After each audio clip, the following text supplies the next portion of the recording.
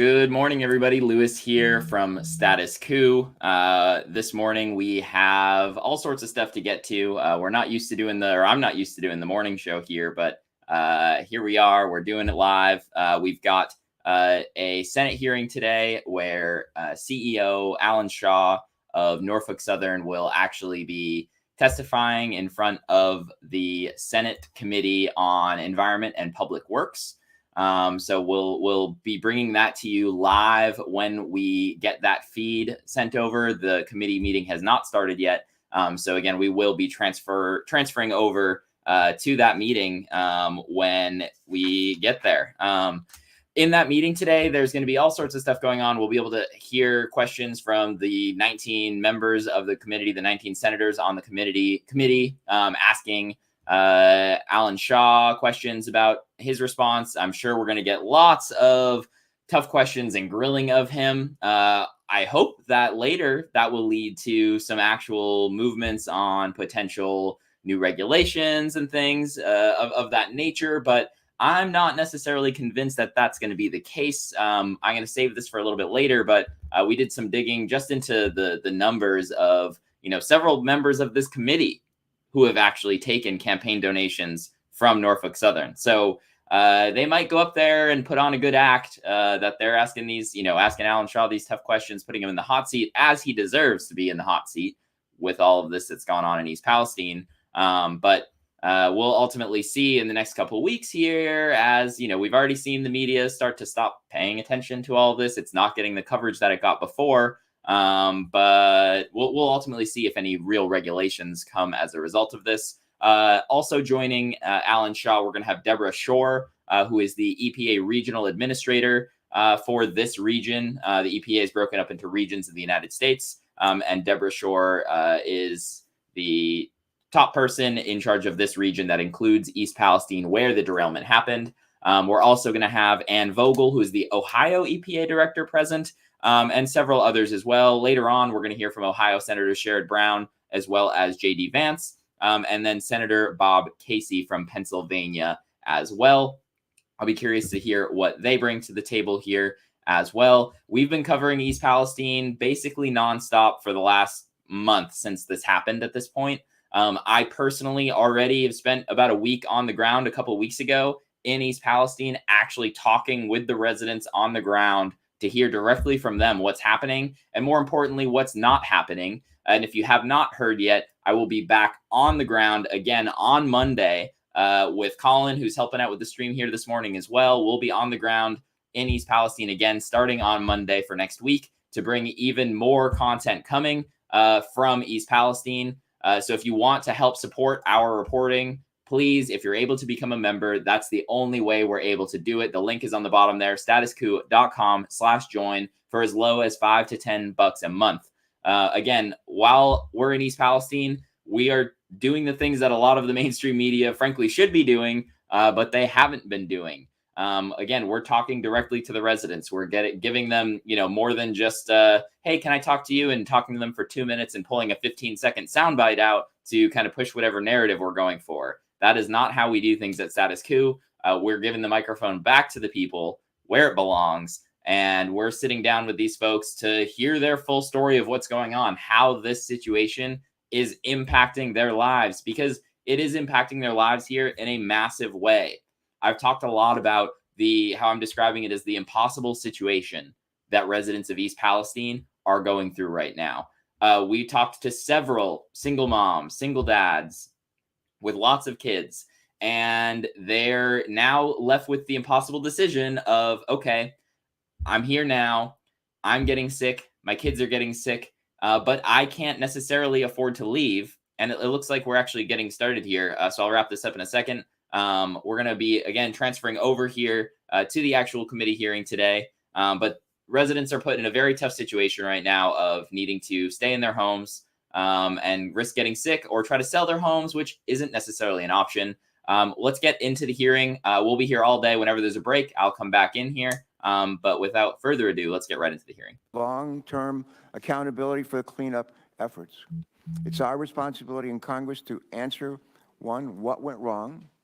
Two, what do we need to do to fix it? What do we need to do to make sure it never happens again. Every so often, environmental disaster in our country underscores our responsibility to protect public health and our environment. In 1969, I recall seeing news coverage of a train spark that ignited the polluted Cuyahoga River near Cleveland, Ohio, just north of Ohio State, where I was a Navy ROTC midshipman a year earlier. As our nation watched a river engulfed in flames, it served as a wake-up call to better protect communities from hazardous substances and to take responsibility for cleaning up environmental disasters. This movement helped lead to the creation of the Environmental Protection Agency, which has broad bipartisan support. My hope is that in the aftermath of the disaster in East Palestine, we can come together once again to identify solutions that will protect communities, improve safety, and restore trust. We must work together with our colleagues on other relevant House and Senate committees to strengthen our nation's rail safety regulations, ensure compliance with them, and prevent future incidents like this one from happening again. We also need to make sure that the impacted communities receive the resources and the support that they need. Our existing laws have allowed EPA to identify Norfolk Southern as a responsible party and began to hold the corporation responsible for the costs of the emergency response, as well as for the long-term remediation of this area. We want to hear from our witnesses today whether Norfolk Southern is meeting its obligations, including its moral obligations.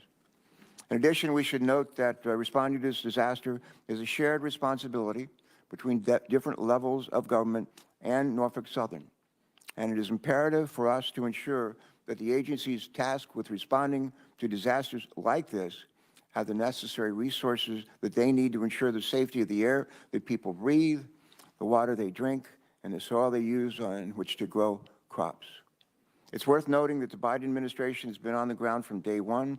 As we'll hear today, the EPA, working alongside state and local partners, arrived in East Palestine within hours after the derailment and has maintained a presence ever since.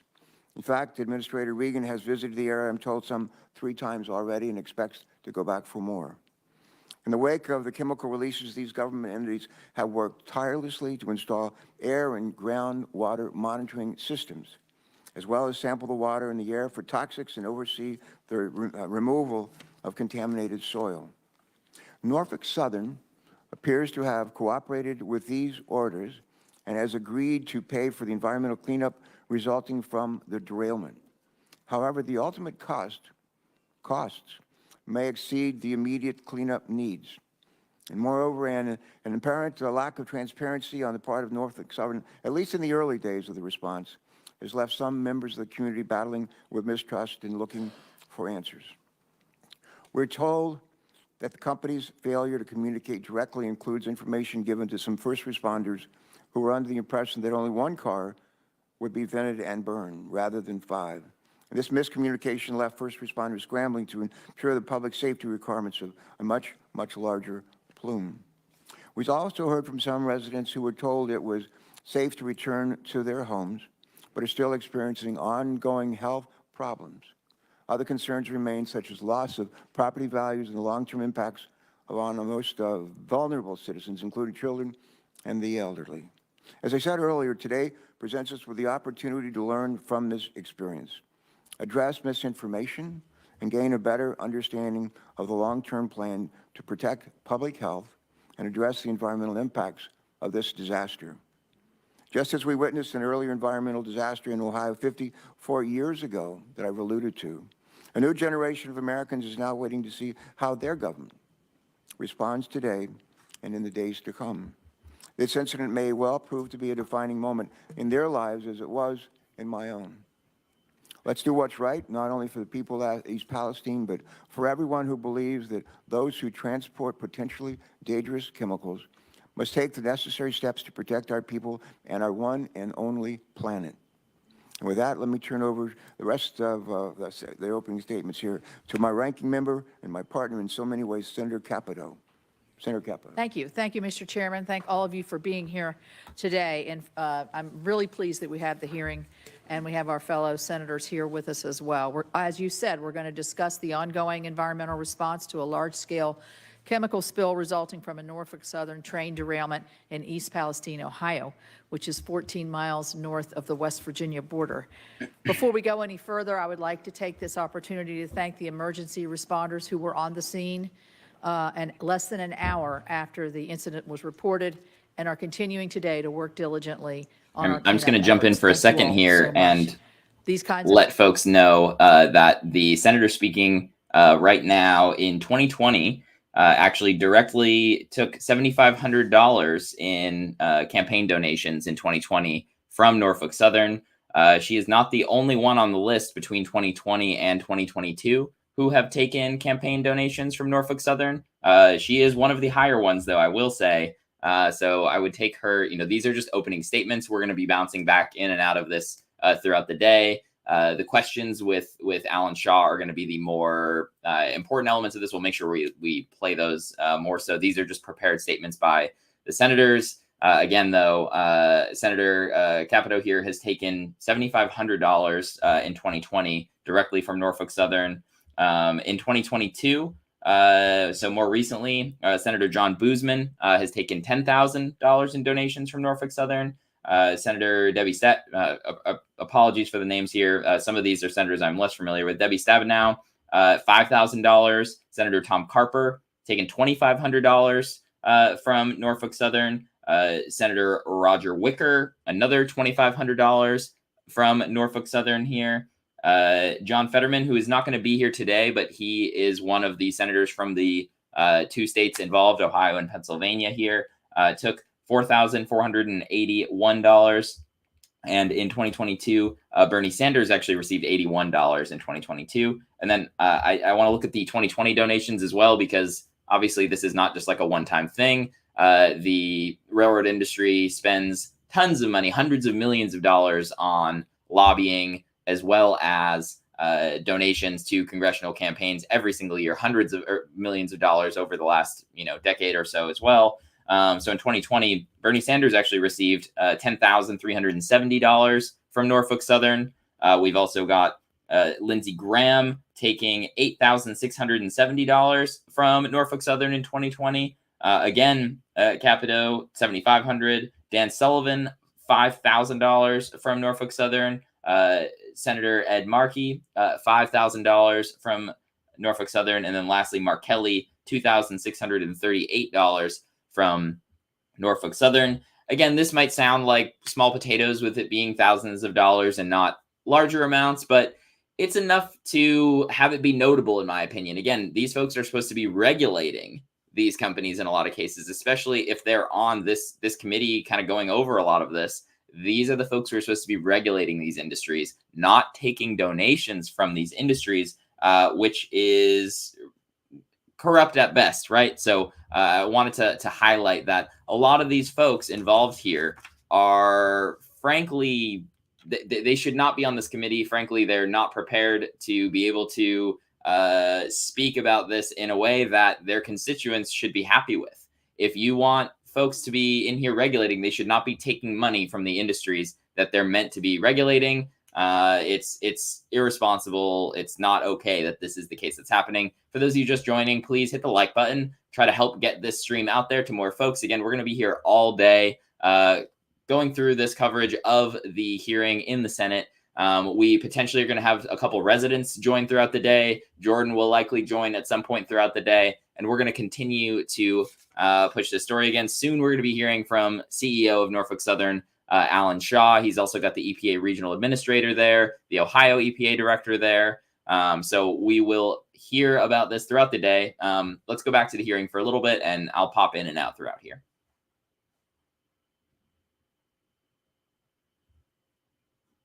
Sufficiently destroy contaminated soils in a way that assures communities may not be further impacted by emissions resulting from incomplete incineration. So the EPA has been slow to respond to some of our office's inquiries on the use of PFAS firefighting foams in combating the fire, nor explaining how residues from those foams may be responsible for some of the purported pollution that has made the rounds. The EPA could have also made abundantly clear that Norfolk Southern would be completely liable and that no expense would be spared in the cleanup efforts That's required by the law.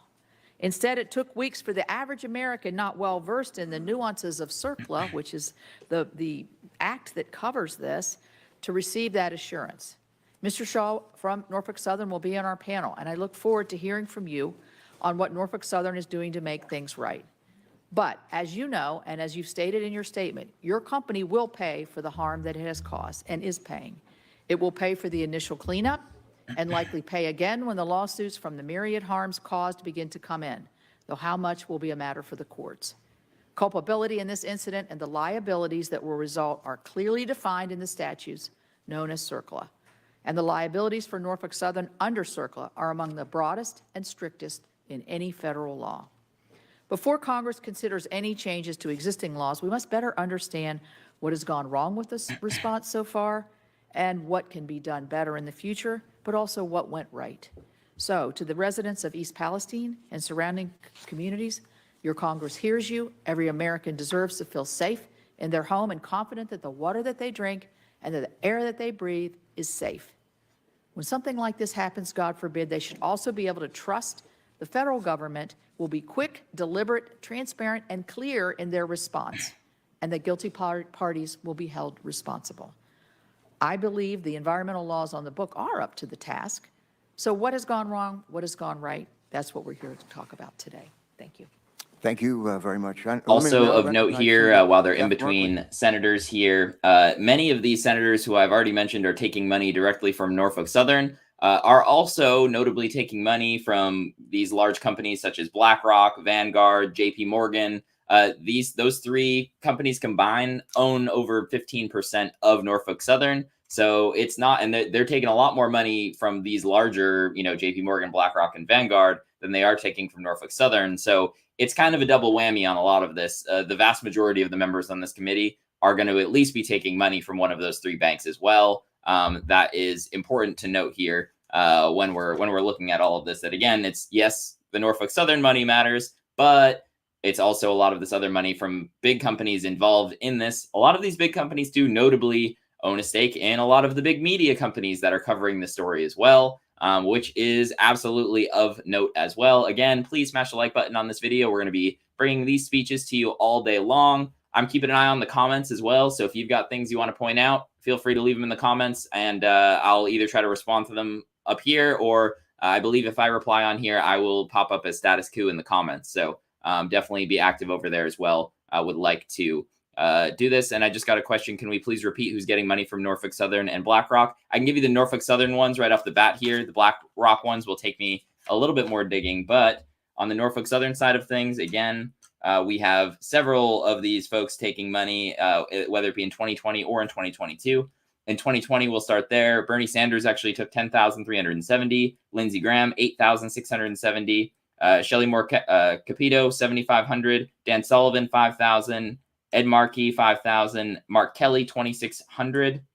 And then when we go back to 2020, we have Senator Debbie Stabenow taking $5,000. Tom Carper taking $2,500. Roger Wicker taking $2,500. And John Fetterman taking $4,481. And Bernie Sanders in 2022 just received $81.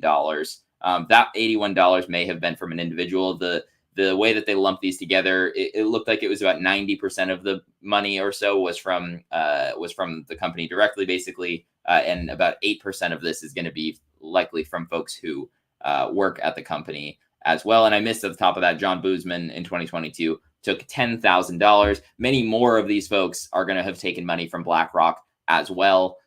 So again, take that into note when you're hearing this testimony from folks. I think a lot of these folks are going to probably go hard on Alan Shaw and ask him some tough questions, but the real answers are not going to happen until, a week, 2 weeks, 3 weeks down the line, when these folks are trying to put any sort of legislation on the table to regulate these companies. And unfortunately, I'm not holding my breath that they're going to do anything here. So it's certainly an issue. And again, BlackRock, Vanguard, and JP Morgan own 16% of Norfolk Southern. So it's beyond the Norfolk Southern money. It gets even further than that. We can go ahead and continue to take a listen to the hearing here. pace of once per month. Thank you very much, Mr. Chairman and Ranking Member Capito, for the opportunity to share those comments. Senator Markley, thank you so much. Now I'm going to recognize Senator Mullen, the subcommittee ranking member, for his statement. Senator Mullen, you may begin. Thank you, Mr. Chairman. I want to start off by thanking everyone, including our 5 panelists, and Senator Brown, Senator Vance, and Senator Casey, for attending this hearing. The people of East Palestine have shown perseverance and bravery during the time that's understandably they're very anxious and upset about. In the aftermath of the derailment, the decision was made to burn hazardous chemicals leaking from rail cars out of fear of explosion. Since then, residents have reported headaches, coughing, fatigue, irritation, pain, burning sensations on their skin. People of East Palestine now fear their health, despite the EPA claiming that everything's okay. The public's trust in the government is near record low. Only 20% say that they trust the government to do the right thing. After the last 3 years, there's no wonder that the residents are calling into question about the response and advice the government bureaucrats is giving. The mixed messaging from the administration in the days and weeks after the tragedy has only added the fuel to the fire. Actions have consequences. Both the Secretary of Transportation and the Administrator of the EPA delayed their visit to East Palestine, says that when they got there, hey, it wasn't our problem. It was the previous administration and their deregulation that caused this. It's time for everyone to take responsibility. In contrast, I applaud the timely on-ground response efforts from the local residents and the first responders. The people of Ohio have truly come together to help neighbors in the time of need. In Oklahoma, we call that the Oklahoma Standard. Moving forward, today's hearing allows us and allows witnesses to provide much needed clarity and assurance to the public. We need to know how to prevent tragedies like this from happening again. We need to know what caused it. There are serious questions that need to be addressed, such as the states that toxic waste is being shipped to, how long the chemicals were setting in the cars, if the bearings were appropriately re-inspected, why were all 5 cars burned instead of just the one, why the administration and Norfolk failed to provide accurate and timely information to local authorities, and finally, what are we going to do about the town moving forward? The residents understandably do not feel safe, and we need a plan to put their lives back together. I expect our witnesses to transparently discuss these issues so we can prevent accidents like this from occurring in the future. Leaders take responsibilities. They don't point fingers and dodge responsibilities. The people of East Palestine need to see the administration and Norfolk take responsibility and show results. I yield back.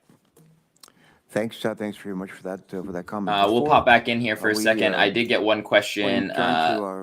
Will they be having any local residents as witnesses? I don't believe that they're going to have any local residents actually up to testify as witnesses up here, but I believe we have a few folks that we spoke with on the ground in East Palestine who are actually in DC right now trying to get up there. They absolutely should have at least somebody to be up there to represent the feelings of the residents. The senator who was just speaking right there said a lot of those residents need to be, they're feeling unsafe and uncomfortable going home.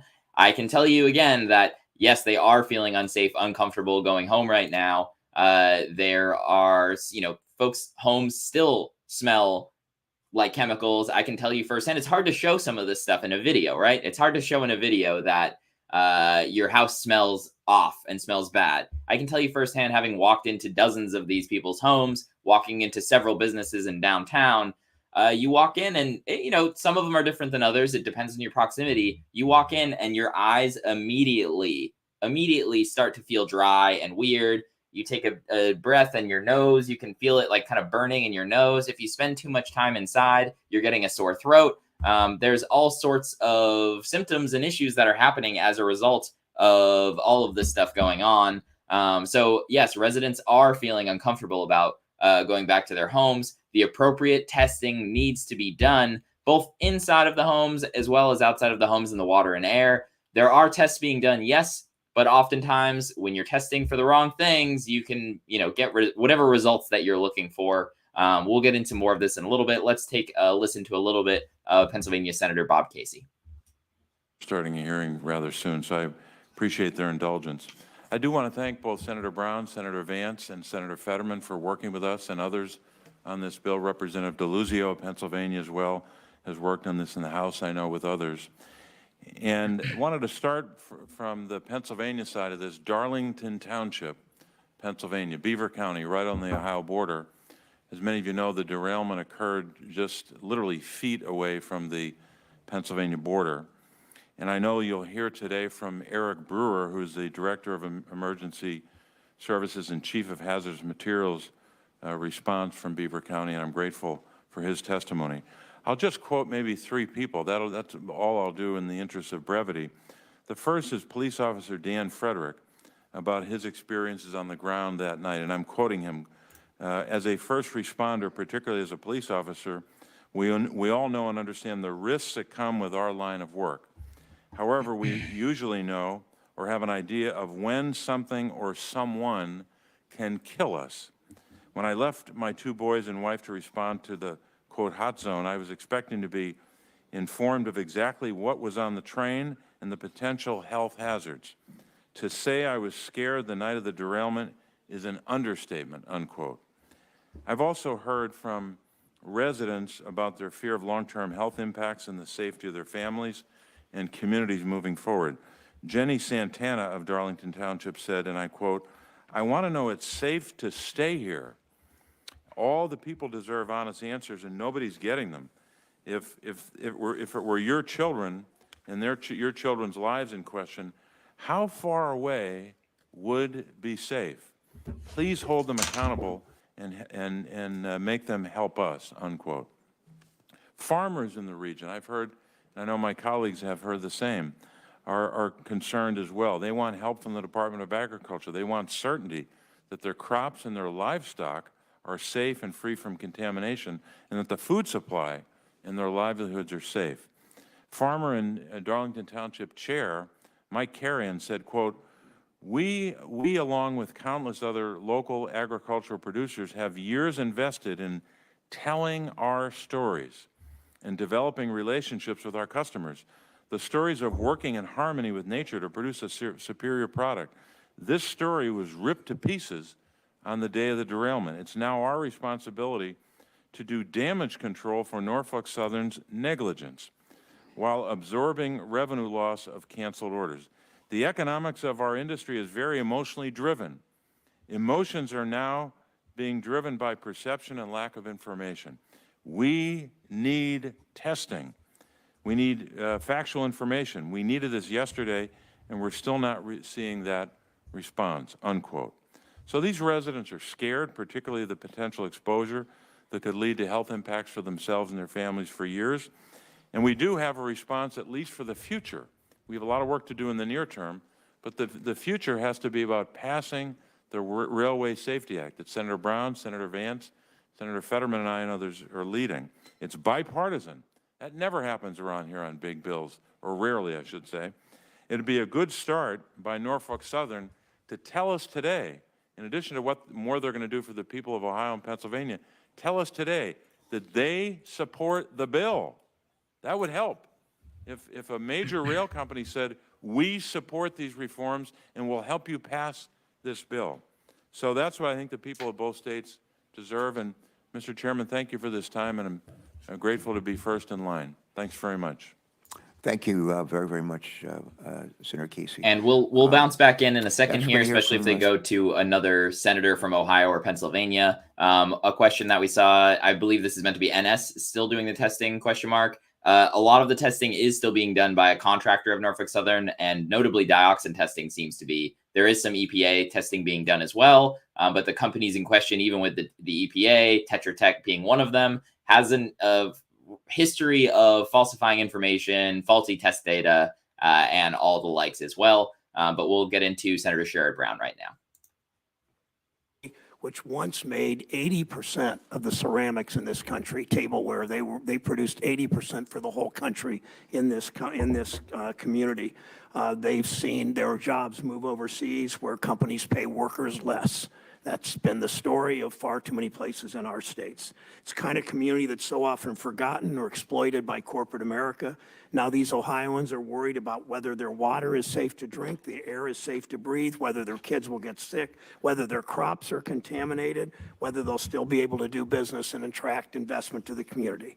Like Senator Vance, in my visits to East Palestine, I've talked with residents, Mayor Conway, Fire Chief Drabick, business owners, parents. I've heard their fears for what this means for their town and fears for the future. All because a big corporation, Norfolk Southern, chose to invest much of its massive profits in making its executives and shareholders wealthy at the expense of Ohio communities along its rail tracks. East Palestine, Steubenville, Sandusky, and just a week ago, Springfield. The company followed the Wall Street business model. Boost profits by cutting costs at all costs. The consequences for places like East Palestine be damned. In 10 years, Norfolk Southern eliminated 38% of its workforce. Think of that. In a decade, they cut more than a third of their jobs. We've seen what the company did with their massive profits. Norfolk Southern spent $3.4 billion on stock buybacks last year, and we're planning to do even more this year. That's money that could have gone to hiring inspectors, to putting more hot box detectors along its rail lines, to having more workers available to repair cars and repair tracks. Norfolk Southern's profits have gone up and up and up, and look what happened. The NTSB is conducting a special investigation in Norfolk Southern and its culture, investigating 5 significant accidents since December of 2021, including 3 accidents that resulted in the death of a Norfolk Southern employee. If Norfolk Southern had paid a little more attention to safety and a little less attention to its profits, it cared a little more about the Ohioans along its tracks and a little less about its executives and shareholders, these accidents would not have been as bad or maybe not happened at all. Just this week in Cleveland, a Norfolk Southern conductor and BLT union member was killed on the job. Louis Schuster was the proud father of a 16-year-old son. It's Norfolk Southern's responsibility to keep its workers safe on the job, but this company has failed to do its job over and over and over. When I talk with Ohioans about what they want to see from this company in response to the disaster in East Palestine, I hear 2 things. First, Norfolk Southern must pay the money for every cent of the cleanup. As you've all said, every water test, every hotel room, every bottle of water, every hospital bill. If an Ohioan comes down sick, Ohioan is sick because of the contaminants, next week, next year, for the next several years. We know this company can afford it. My colleague, Senator Vance, and I, and our Ohio delegation, members of both parties, have come together to make these demands of Norfolk Southern. Today, Ohioans expect to hear a firm commitment from this company's CEO that it will pay whatever it costs for as long as it takes to make this community whole. Second, Ohioans want assurances, as I think you all do, that this will not happen again. They have every right to be scared. On Saturday evening, just a month after the company's disaster in East Palestine, another Norfolk Southern train derailed in Springfield, Ohio. This time, the cars that derailed weren't carrying hazardous chemicals, but other cars on that 200-plus car train were. The only thing that saved Ohioans from another disaster was luck, but we need more than that. That's why Senator Vance and I have come together to introduce our Bipartisan Railway Safety Act to make trains safer as they go through community after community. It shouldn't take a train derailment for elected officials to put partisanship aside and work together for the people whom we serve, not corporations like Norfolk Southern. Lobbyists for the rail companies have spent years fighting every effort to strengthen rules to make our trains and our rail lines safer. Now Ohioans are paying the price. If this company is serious in its commitment to preventing more East Palestines in Ohio and across the country, I hope today that Mr. Shaw, as Senator Casey said so emphatically, I hope today Mr. Shaw will endorse our common sense bipartisan plan. Senator Vance and I come from different parties, different philosophies, but on this, we've come together for the people of our state, and I appreciate his work on this. The response to this crisis has been far too partisan, as Senator Mullen said. Today is an opportunity to change that. Senator Vance and I are listening to the same Ohioans in this community. We both made numerous trips there. And I'm going to jump in again here, too. Again, this is Senator Sherrod Brown from Ohio. We're about to hear from J.D. Vance as well, who is the other senator from Ohio. Again, collectively, they are working on this bipartisan bill that they're trying to get passed with additional regulations. Again, I wouldn't hold your breath on the bill. I hope that something happens. Something should happen as a result of this. It shouldn't take a derailment for this to happen, a derailment of this magnitude, but there are tons of derailments happening all the time right now. Someone in the comments brought up, look what happened in West Virginia. We'll get to some of that in a little bit, but a train derailed in West Virginia, dumping diesel fuel into the New River. The New River is a water source for several people in West Virginia, and it's also a beautiful recreation area. There's a national park there. I've actually spent a decent amount of time in the area, so not great. We also, as Senator Sherrod Brown just mentioned, had a derailment in Springfield, Ohio. A Norfolk Southern conductor actually was killed in an accident on a train closer to Cleveland as well. Not necessarily in a derailment, but another safety issue. But again, we've got 437 people watching. Please smash the like button to get this out to more folks. But let's take a listen to what J.D. Vance has to say, the other senator from Ohio. I want to also talk about something that hasn't gotten enough attention, but I think is an important part of what's going on the ground right now in East Palestine, which is the cleanup of the toxic chemicals that are in the ground, and they're still in the ground. Now, 2 weeks ago, I would have told you, and I said very publicly, that I was frustrated with Norfolk Southern from Allen Shaw on down for the refusal to dig up the railroad tracks and dig out the toxic chemicals, which is their responsibility to do. I am happy to report that it appears that Norfolk Southern has finally started to do the cleanup in earnest, but now the EPA is making it harder to get the materials out of Ohio in the first place into properly licensed facilities. Right now, as we speak, there are piles of dirt accumulating in East Palestine, piles of dirt filled with toxic chemicals that haven't been moved out of the state in a week. What happens if it rains? What happens if the very toxic dirt that we just dug out of the ground begins to seep back into the ground, causing problems for the air and water for the residents of East Palestine? We need leadership. We need the EPA to get on the ground and aggressively get this stuff out of East Palestine into properly licensed facilities. It's maybe the most important and most pressing thing that's confronting the community of East Palestine today. And again, I thank Ann for her leadership on that particular issue. After the cleanup, we're focused on the cleanup now, justifiably so, but after the cleanup, we need to turn to how to prevent this from happening, or at least how to make it less likely. I'm a realist. I recognize that you're always going to have accidents, but I think that we can make them less likely, and I think importantly, we can give our first responders proper notice when they're responding to these derailments when they happen. It is ridiculous that firefighters and local officials don't know that hazardous chemicals are in their community, coming through their community. In East Palestine, you had a community of largely volunteer firefighters responding to a terrible crisis, toxic burning chemicals without knowing what was on them. It's one of the things that the legislation that Senator Brown, Senator Casey, and Senator Fetterman and I have worked on together, and I thank them for their work on that issue. I want to talk I want to leave the committee with just a couple of additional thoughts here. I'm a Republican. I'm a pretty conservative Republican, and I worry that there has been a movement in my party and in my movement in response to the legislation that I proposed that would not hold Norfolk Southern or the rail industry accountable. I want to be explicit about that. Now, I'm not talking about returning, and this bill is not returning to the days of rate setting. The 1980s level airline and rail deregulation, I think in a lot of ways was good for consumers and good for the industry, but that doesn't mean we cannot have reasonable public safety enhancements in response to what happened in East Palestine. Now, I've talked to a number of my Republican colleagues, and nearly everybody has dealt in complete good faith, whether they like the bill or have some concerns about it, and these comments are not directed at them. Who they are directed at is a particular slice of people who seem to think that any public safety enhancements for the rail industry is somehow a violation of the free market. Well, if you look at this industry and what's happened in the last 30 years, that argument is a farce. This is an industry that enjoys special subsidies that almost no industry enjoys. This is an industry that enjoys special legal carve-outs that almost no industry enjoys.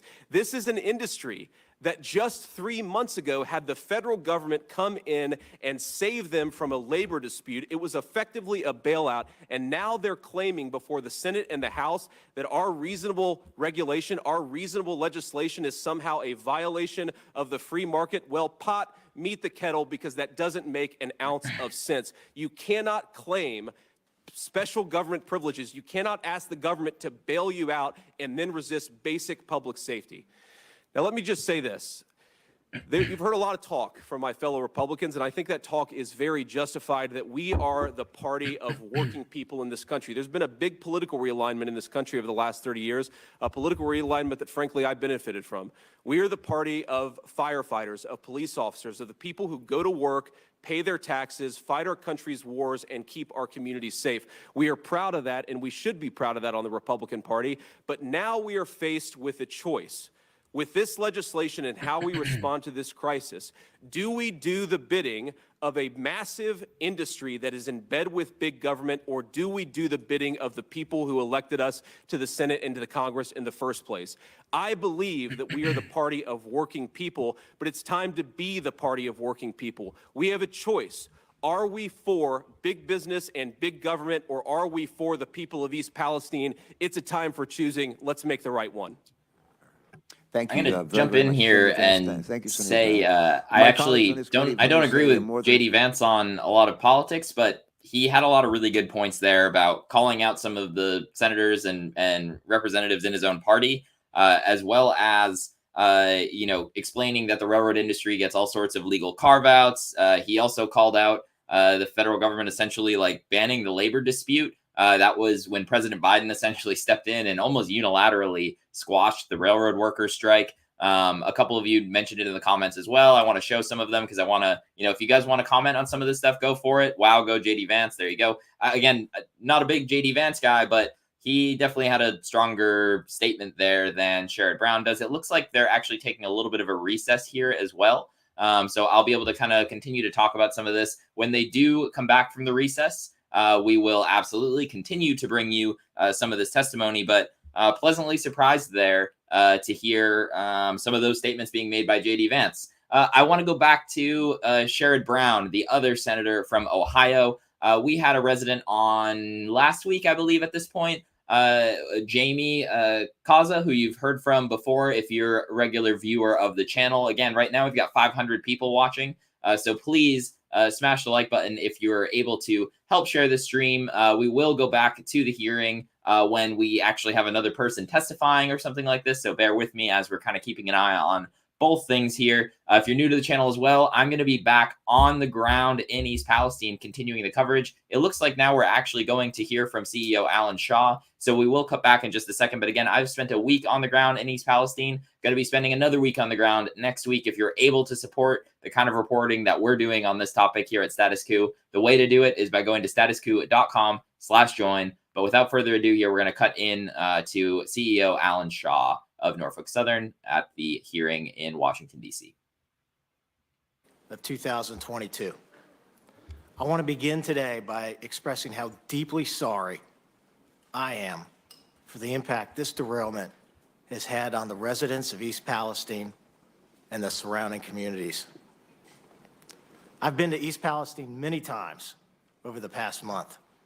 I've talked with the leaders, the business owners, the school officials, the clergy, and others throughout the community.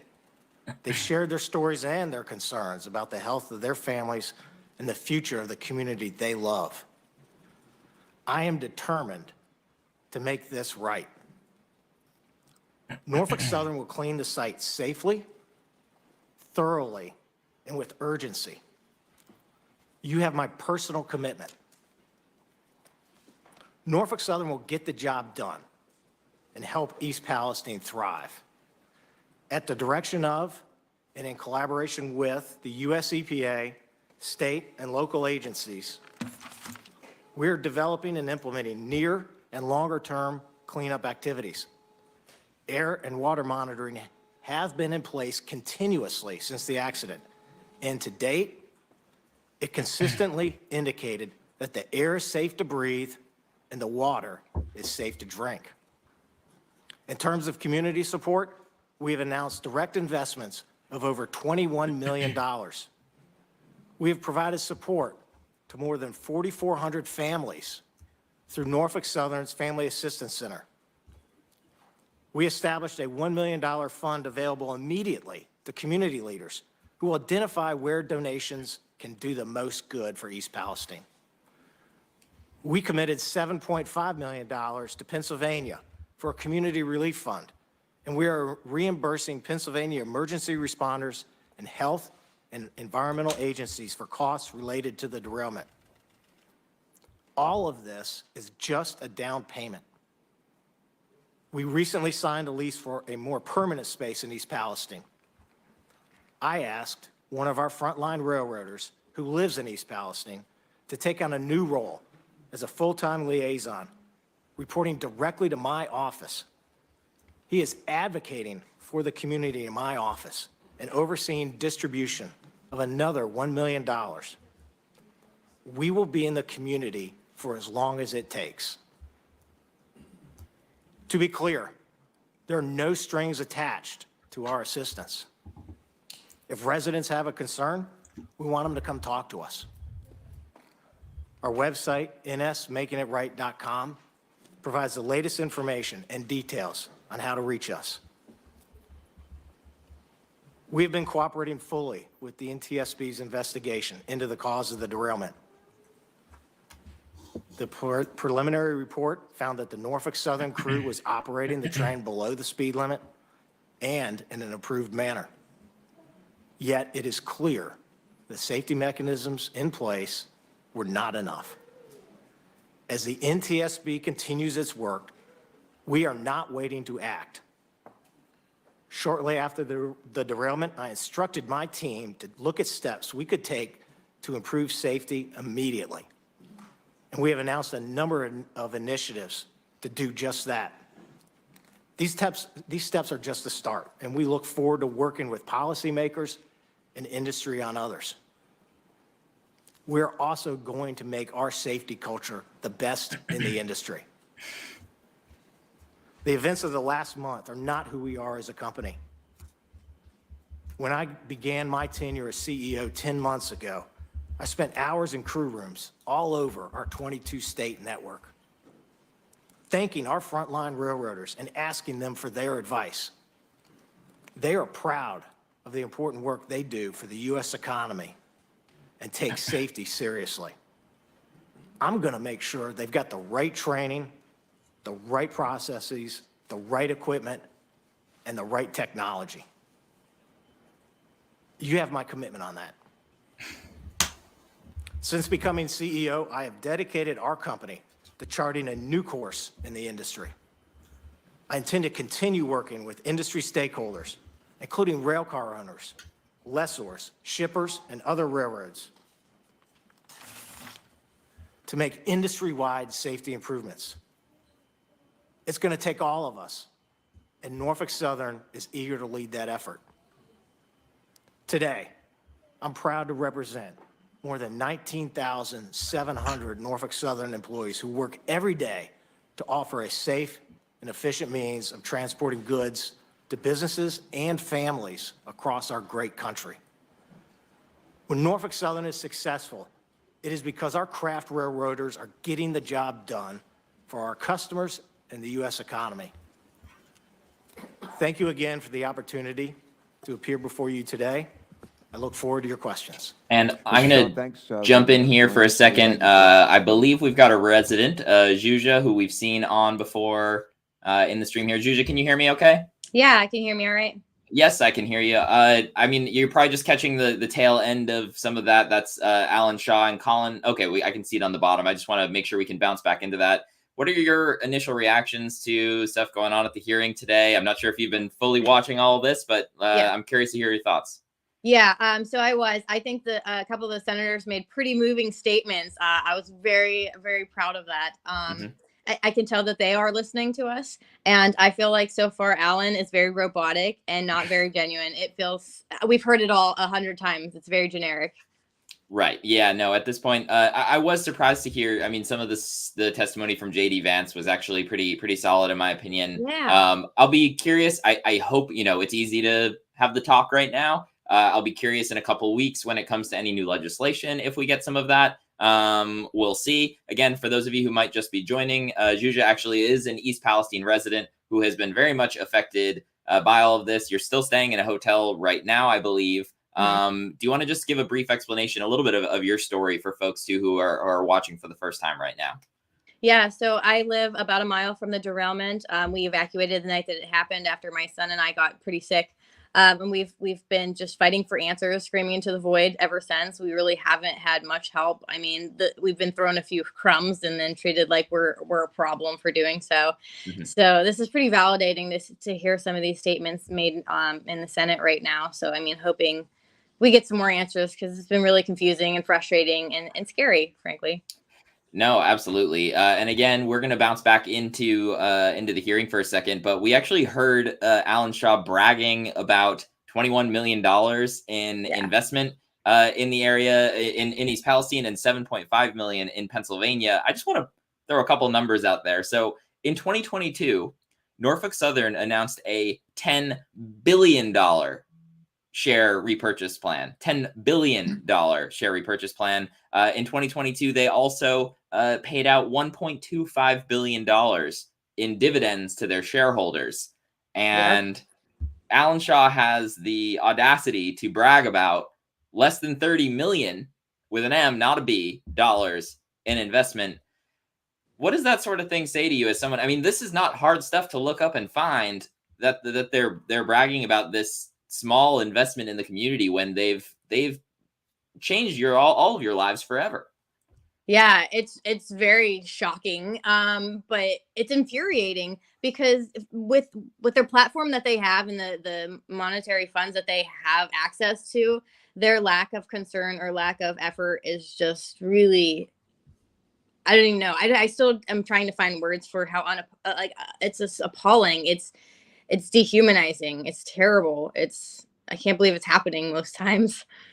No, absolutely. And yesterday on the stream, we shared a couple of the photos and stuff that you had posted on Facebook. I guess, do you want to explain a little bit about that scenario? We don't have the photos right here, I don't think. Colin, I guess if we do, you can pull them up, but no pressure to make that happen. I guess, do you want to share a little bit about what was happening more recently? You actually went back to your home and found that you're still having issues there. That's why you're not staying there at this point still. Yeah, so it's been over a month now, and I've periodically checked back in because we have not been staying there. But yeah, this was 2 days ago, or maybe it was yesterday. My days are running together. But yeah, our house still smells horrendous, like chemicals. And there's this white residue that's getting worse outside on the porches. You can see this white powdery stuff that's not normal. I'm not really sure what that is, but it's definitely continuing to get worse. But the smell, I smell it with just the door open, standing on that porch there. It's pretty shocking. And again, these are things that are hard to show as well. You know what I mean? Like I spent time there. I didn't make it inside of your home, but I made it into a lot of other folks' homes that I interviewed. And you can tell when you walk in the door that something is not right. And unfortunately, a lot of residents are being gaslit into thinking like, oh no, it's fine. It's in your head, blah, blah, blah, blah. Like, no, it is not. Like, you walk in, your eyes immediately start burning a little bit. You can feel it when you're there for a little bit. Your throat starts to get sore, all sorts of symptoms that are happening. And like, you're not the only one that this is happening to. This is happening all over the place in town. It varies based on, which part of town you're in. And right now, Norfolk Southern is only temporarily locating people who fall like inside of the city limits spot, essentially. And like, the city limits is a weird map. There are some weird parts of town that aren't necessarily included in that very well could be affected. Do you want to talk a little bit about that? Yeah, so yesterday I was down at the Assistance Center, and so I should start off by saying we all, a lot of us in town got these flyers in the mail directly from Norfolk Southern that implied that it was all of East Palestine area that were being offered this relocation, which essentially is just more reimbursement for hotels. So they're not really doing anything else for us, from my understanding, but they tell different residents different things, and every day it's different. It's evolving, they say. So in these flyers, it insinuates that everybody in East Palestine is being offered this. But when I went in there, they asked to search your address, and he said, oh, it's just the approved zone. He didn't even know what the approved zone was. I later found out that it was city limits. It's not even the mile radius anymore. It's just super random and deceiving. And he was telling me the flyers there's errors on them, but he didn't know which other errors were on there. And he also said people are faking them. However, I've only seen one, and they all say the same thing. and there's also emails that I've seen that clarifies, yeah, it was East Palestine, all of East Palestine area. And I can send those to you as well, too, because they're being removed off Facebook. Yeah, of course they are. Yeah. Yeah, no, I mean, it's again, it's kind of thing after thing here where, they're making residents have to jump through hoops to be able to figure this stuff out. It's not easy like, oh, go to this website and solve all of your problems in one place. It's call this number. Then they're like, oh, no, we can't help you with that. Call that number. Oh, no, you need to go to the assistance center. And a lot of folks were showing up at the assistance center. And then either, earlier on, it was wait in line for 4 hours at the assistance center to maybe or maybe not get a reimbursement for this sort of thing. Again, Norfolk Southern is a multi-billion-dollar company. The fact that they haven't just built a website that folks can just deal with everything on the website, not need to go anywhere, is crazy to me. Do they need to have some sort of in-person place? Yes, absolutely they do, because a lot of folks maybe are more comfortable doing it in person. But for folks like you and others, like, you should be able to deal with this, no problem. Click on it, have it be solved for you. The fact that that's not happening is outrageous. Yeah. It's a whole day event every time we go, at least several hours. Right. And I mean, I know you've got a child. A lot of folks that I've spoken with have kids. They have jobs. People they're already having to spend extra time dealing with all of this. I'm sure that you would much rather be staying in your house and not in a hotel room. I think a lot of people are also getting the idea that, like, oh, these people are just, they want to get a hotel room and they're trying to just milk as much money out of this as they can. Like, from a lot of folks I've talked to, that's not the case. Do you put yourself in their shoes? If you've got kids and all, a husband, or you're living with other folks in your family, all living in pets, right? All living in a hotel room. I'm going crazy in this. We've been in a hotel for over a month straight. It's not ideal by any means. It's very, very stressful. We don't have all the things that we need. We don't have the money to get new things unless we're just using our own money. And it's like, that stuff adds up, and it's very stressful. My son's doing a virtual school that's just being thrown together, and it's just chaos in every angle. No, absolutely. I guess, is there anything else that you want to share? And then we'll take a listen back in here to some of the hearing, and maybe we'll get you back on later. But I guess, is there anything else you want to share with folks based on what we've heard so far?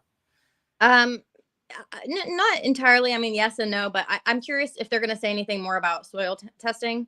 They keep referring to the air, but from my understanding, I mean, the air is like the last place some of these things are going to, or the first place they dissipate from. Where it's going to stick the longest is places like the soil or on rooftops. Special testing for that, though. Curious to see what they're going to say. For sure. Well, we'll definitely check in with that. I'm going to be back in East Palestine, in the surrounding area starting on Monday. So maybe we'll connect again while we're there. For folks watching, again, I spent about a week in East Palestine, about almost 2 weeks ago at this point. I'll be going back again. The only way that we're going to be able to continue to do this sort of reporting is with your support. So if you're able to become a member of Status Coup, statuscoup.com/join. We're going to continue pushing on this story, continue to talk to residents like Zhuzha and several others that we've been staying in touch with basically every day throughout this. I'm sure you've talked to either Jordan or I or whoever quite a bit throughout this. So if you're able to help support the kind of reporting, that would be fantastic. And we also have a link to a series of resident GoFundMes as well. We'll work on getting that up later. I don't know that I have it right here in this document in front of me. Zhuzha, thank you so much for your time. And let's stay in touch. If you want to pop back in later, we'll be going live throughout this entire event today. Great. Thank you. Awesome. Thank you, Zhuzha. And Colin, we can pull this back up here and see where we're at as far as the hearing goes. So this is the Ohio EPA Director, Ann Vogel. Municipal well field. We will test municipal water systems on a weekly basis, and we'll do that using our own labs. We will continue to be 100% transparent, sharing complete lab results immediately. We will attend open houses and town halls and be present in the community, answering questions and refuting misinformation with facts. The data that we collect from each sample, each test, each observation informs the next step that we will take along the path to long-term full remediation. You and your constituents have many of the same questions that I hear from residents of East Palestine every day. How long will we test the water? How long until the fish come back? Can I play in the yard and eat out of my garden? How or when will we know if the damage to our village is worse than we thought or even irreparable? These are legitimate questions, and I am committed to finding answers. I can promise East Palestine that Governor DeWine, his administration, and the whole team at the Ohio EPA will not stop until the science definitively shows that the residents of East Palestine are safe in their community. Again, I thank you for the opportunity to be here today, and I look forward to answering your questions. Thanks very much. And Mr. now, Vogel. this Convey all Ohio that to, EPA Mike person is Wine. somebody who Thank you, actually sir. earlier this is about a week ago, admitted that water contaminants had reached a part in the park near where the water table, essentially, not near where the water table is, near where the city municipal water wells are. So the water near the derailment would run from Sulphur Run into Leslie Run. Near the intersection of those two is the city park, as well as a restaurant called the Roadhouse. You've probably seen footage of water overflowing on dams in that area. That woman, Ann Vogel, actually admitted that the creek had contaminants in it. What she did not get into was the fact that when it floods over and it goes into that field, it's essentially on top of the edge or right over the groundwater supply where the wells go into. The Source Water Protection Plan put out by the Ohio EPA says that the level of protection from contaminants on the surface is measured as 0 feet because there is no protective clay layer there. It's just soft, loamy soils and things like this. So in other words, if you get contaminants on the grass above this area and you get heavy rain, it makes it very easy for some of these contaminants to get into the drinking water. The drinking water is being tested, but not nearly as frequently as it should be. And it's being tested not necessarily for the right chemicals that would be present as byproducts of vinyl chloride and things like this when they were set on fire in the quote unquote controlled burn. Right now speaking, we have Richard Harrison, the Ohio River Valley Water Sanitation Commissioner. Let's take a listen to what he has to say. Almost. All right. No. All right. Thank you. Go right ahead, Mr. Harris. Thank you. Thanks for joining us. Good morning, Chairman Carper, Ranking Member Capito, and members of the committee. My name is Richard Harrison, Executive Director and Chief Engineer of the Ohio River Valley Water Sanitation Commission, we're known as ORSANCO. We're an interstate commission that carries out our compact signed by 8 states: Illinois, Indiana, Kentucky, New York, Ohio, Pennsylvania, Virginia, and West Virginia, with approval by the United States Congress and participation by the federal government. Since its inception in 1948, ORSANCO has worked to improve and protect the water quality of the interstate waters of the Ohio River Basin. I appreciate the opportunity to testify before this committee today regarding ORSANCO's efforts as part of an exceptional partnership to respond to the East Palestine train derailment and downstream impact on the Ohio River. ORSANCO complex specifies the protection of the interstate waters of the Ohio River Basin as a safe and suitable public and industrial water supply after reasonable treatment. This is a critical service that ORSANCO provides to the 30 Ohio River surface drinking water utilities to supply the millions of customers that rely on them for safe drinking water. ORSANCO's ability to excel in this type of response is only possible through the combined efforts of our partners, including the Ohio River drinking water utilities, our member states and governors, the United States EPA, the United States Army Corps of Engineers, and other federal partners. I must highlight Ohio Governor DeWine, the Ohio Environmental Protection Agency, and US EPA Region 5 for their on-scene leadership in this particular response. And the Greater Cincinnati Water Works, GCWW, who provided critical laboratory analysis for numerous samples on a 24/7 basis. ORSANCO has an extraordinary team of 22 professionals and a total annual budget of $3.9 million. This is below our 2003 budget level. I'm very proud of the strong value our organization provides to our many partners that was most recently demonstrated through our successful response to the diluted chemical spill remnants of this event that reached the Ohio River. The foundation of our chemical response is our staff's coordination with our partners, utilizing ORSANCO's organic detection system, ODS. The ODS includes 16 scientific laboratory instruments owned and operated by ORSANCO, and then on scene operated by the Ohio River drinking water utilities themselves. This system provided the early warning that chemicals from the derailment had reached the Ohio River. The ODS has subsequently provided over 40,000 screening level test results for 30 volatile organic chemicals. Over 130 special samples of the Ohio River were collected by my scientists and analyzed by Greater Cincinnati Water Works Laboratory. The proximity of the leading edge of the diluted spill remnants was tracked by ORSANCO's time of travel computer model and confirmed by daily sampling completed by our scientists. This information proved invaluable to our partners. N-butyl acrylate, 2-ethylhexanol, and 2-ethylhexyl acrylate were detected through ORSANCO's initial sampling efforts from the Little Beaver Creek, the tributary below East Palestine that feeds the Ohio River near the Ohio River in Pennsylvania, border. As a result, we were able to calibrate 6 of our more sophisticated ODS stations to quantify any detections of these chemicals that may be found in the remnants. The Agency of Toxic Substances and Disease Registry, ATSDR, provided invaluable, timely provisional health guidance screening levels for these chemicals to determine what level might pose a health risk to finished drinking water. These screening levels were 560 parts per billion for 2-ethyl acrylate and 200 parts per billion for 2-ethyl hexanol. Our highest Ohio River detection for N-butyl acrylate was 4.3 parts per billion, and the analysis results for the other 2 chemicals were all below 1 part per billion. The ATSDR health screening levels and Orsenco's ODS and special sampling data analysis provided the scientific foundation for our conclusion that there were no Ohio River detections at any levels approaching a concern to public health. This information was tabulated, posted on Orsenco's website, and communicated to the public. Orsenco's ability to provide this high level of chemical spill response is dependent upon our ability to secure sustainable funding through the fiscal 2024 federal. I'm going to jump in here because we're getting a lot of a little bit of nonsense here, and also some specific testing numbers. But again, you know, there, at least I've done more digging into the air testing than the testing in the actual water. At least in the case of the air testing, there really hasn't been sophisticated testing done on several things. Dioxins, a lot of people in the comments are mentioning that. Again, I'm keeping an eye on the comments here too. So if you've got questions you want to ask, definitely please put them in there. Also, I want to note that we are only 350 subscribers away from 140,000. We've got almost 600 of you watching right now. If you're not already a subscriber, easy thing to do is press the subscribe button. I'm going to be back in East Palestine next week. We are probably covering East Palestine more than anybody else. If you want the details of everything going on here and you're seeing us for the first time, press the subscribe button. Take my word for it. I've got a lot of stuff already lined up. I'm digging into several investigative type stories as well that will be published soon. Please subscribe. And if you're someone who's seen this before and you're able to become a member, please become a member at as low as $5 to $10 a month. We've gotten 2 new members this morning already, potentially more. Welcome to new Status Coup member Edward, as well as new Status Coup member Barbara.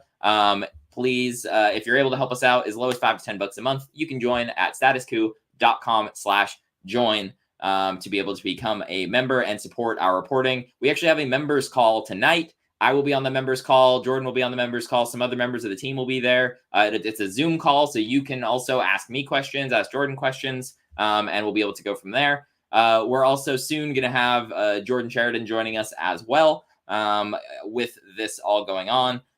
One thing that the last speaker just mentioned, he complimented the leadership of Governor DeWine. I don't know if you've seen anything that Governor DeWine has done so far, but complimenting his leadership is not something that I'd be doing at this point. He has contradicted himself multiple times throughout this. We did a whole video of him contradicting himself. When I got a couple minutes to actually talk to Governor DeWine, he lied to me once and tried dodging my question the other time. He also...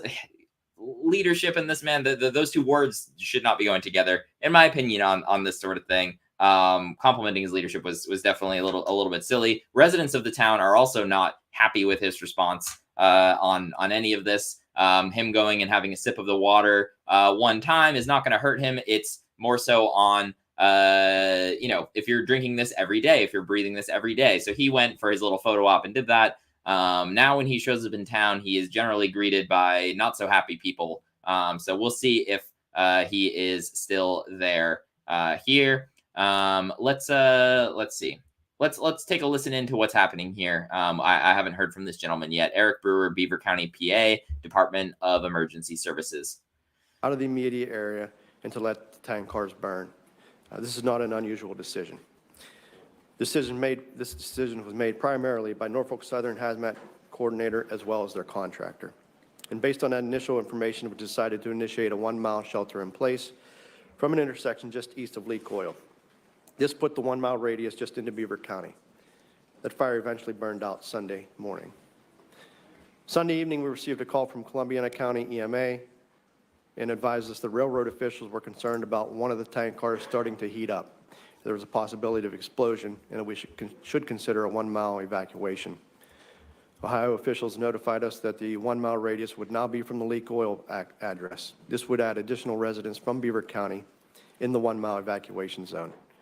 Darlington Township officials went door to door as well as using a mass notification system to advise the residents of the 1 mile recommended evacuation. It was stressed that this was a recommendation as we cannot force residents from their homes. Social media posts began to circulate stating that arrests would be made if people refused to leave during the evacuation. Let me be clear, this was not the case in Pennsylvania, as this was not a mandatory evacuation. Monday morning, we assembled at the Emergency Operations Center in East Palestine. We learned that Norfolk Southern wanted to do a controlled detonation of the tank car in question. We were assured this was the safest way to mitigate the problem. During one of those planning meetings, we learned from Norfolk Southern that they now wanted to do the controlled detonation on 5 of the tank cars rather than just the 1. This changed the entire plan, as it would now impact a much larger area. I think this confusion was probably a result of the lack of communication from Norfolk Southern and the fact that they weren't present during these planning meetings. The governors of Ohio and Pennsylvania made it clear to Norfolk Southern that they needed to communicate better. After more planning, the controlled detonation eventually occurred around 4:40 p.m.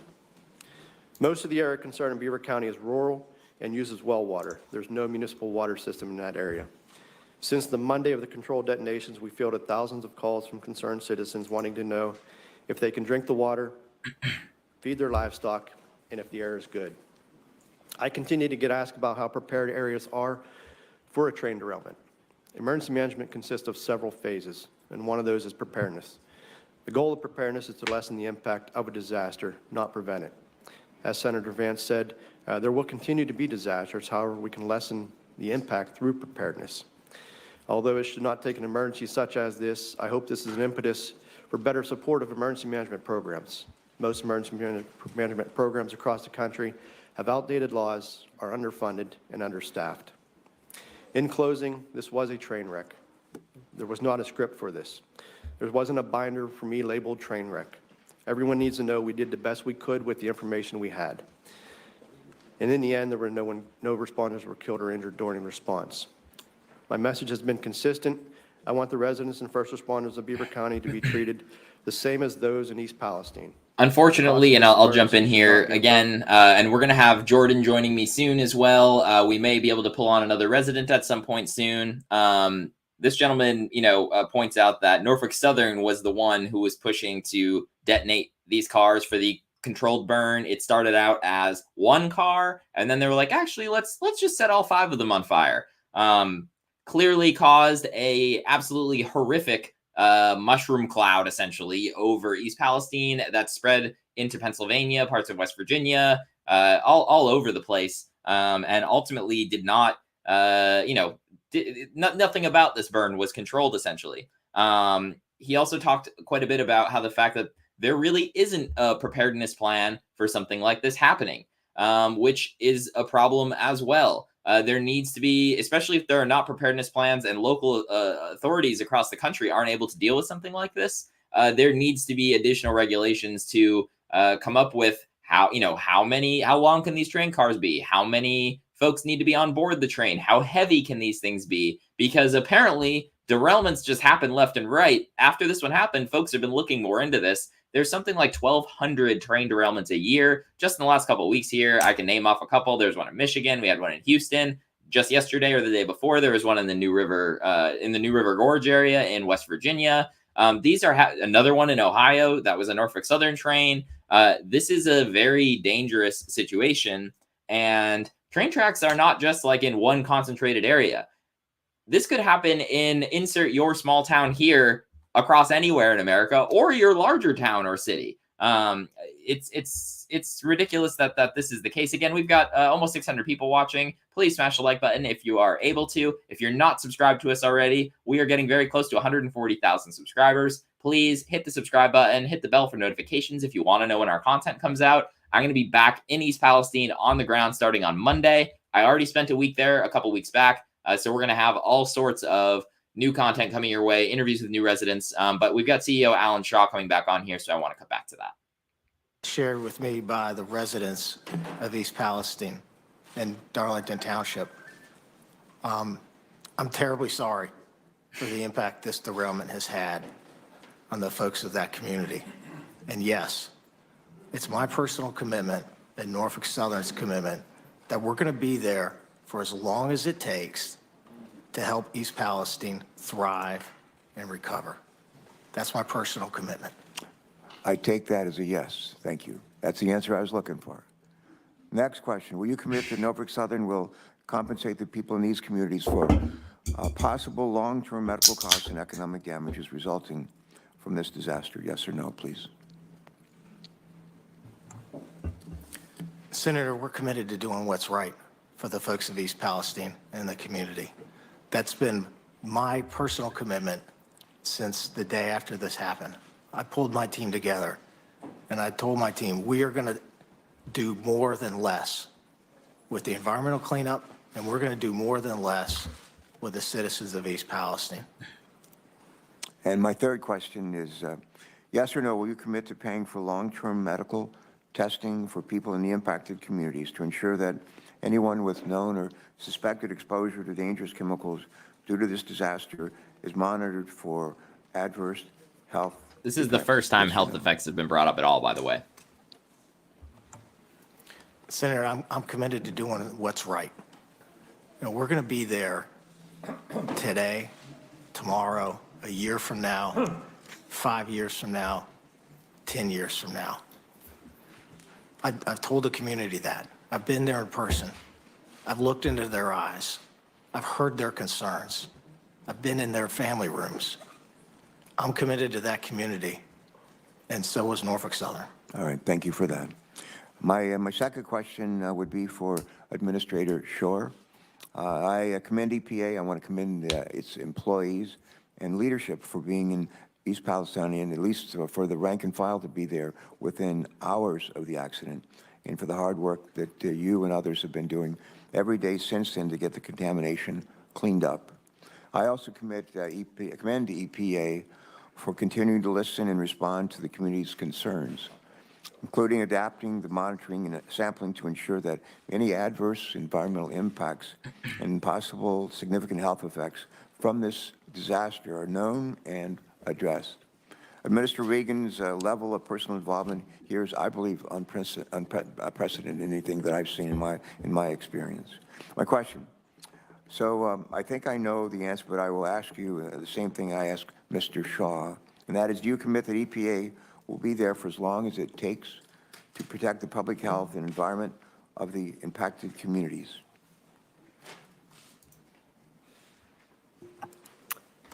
Thank you, Senator Carper. Yes, EPA is committed to continue to work with our partners in the community and make sure they have the support that they need and deserve. EPA will be on the ground as long as it takes. All right, thank you. My last question that I will ask is Director Vogel, to you and to Mr. Brewer. Before this hearing, I had the opportunity to speak with several of the officials involved in response to this incident, including governors of Ohio and Pennsylvania. Governor Shapiro shared with me a letter they had sent to Norfolk Southern on February 14, 2023. The letter asserts that Norfolk Southern did not communicate well with state and local agencies in the early days of the response, which led to confusion as well as concerns that alternative options for safely removing the chemicals were not adequately considered. In your experience, did you receive the information that you needed for Norfolk Southern to adequately make decisions relating to protecting public health and safety? Were there any gaps in communications from Norfolk Southern to responding agencies in the first 72 hours of the derailment that may have contributed to distrust within the impacted communities? And if so, has Norfolk Southern satisfactorily addressed any such communications gaps since that time? Ms. Vogel. Mr. Chairman, thank you for your question. I do believe there were quite a few gaps in communication and missteps in the very early hours of following the derailment. I do believe that those gaps in communications have been addressed. I believe the teams are working well together on the ground today. But yes, things could have been handled better in the beginning hours. All right, thank you. Mr. Brewer, same question. Were there any gaps in communications from Norfolk Southern to responding agencies in the first 72 hours or so of the derailment that may have contributed to distress within the impacted communities? And if so, has Norfolk Southern satisfactorily addressed such communications gaps since that time? Thank you. The boots on the ground crews were great to work with. It seems as bosses or management gets there, that's where the communication failures start. And that's probably why we're here today. The decision to go from the 1 tank car to the 5 was jaw-dropping. And that impact, just because of the impact it had. Since then, they did seem to get better, though. All right, thank you.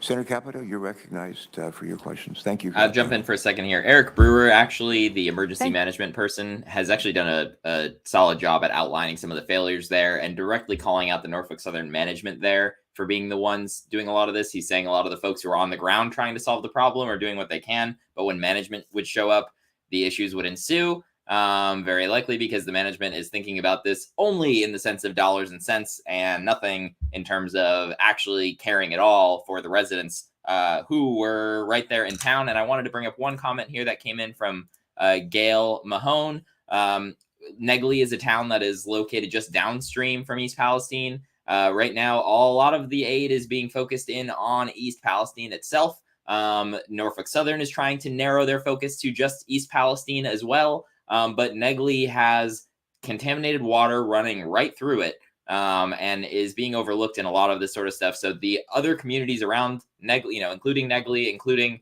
Poland, Ohio, where we've interviewed a resident as well, where a lot of the air was blown initially right after this. There are residents getting sick and dealing with this in other places as well, and we shouldn't lose sight of that. Here is the senator from West Virginia, who notably, again, just to remind folks, has taken money directly from Norfolk Southern in the past. So we'll hear what she has to say.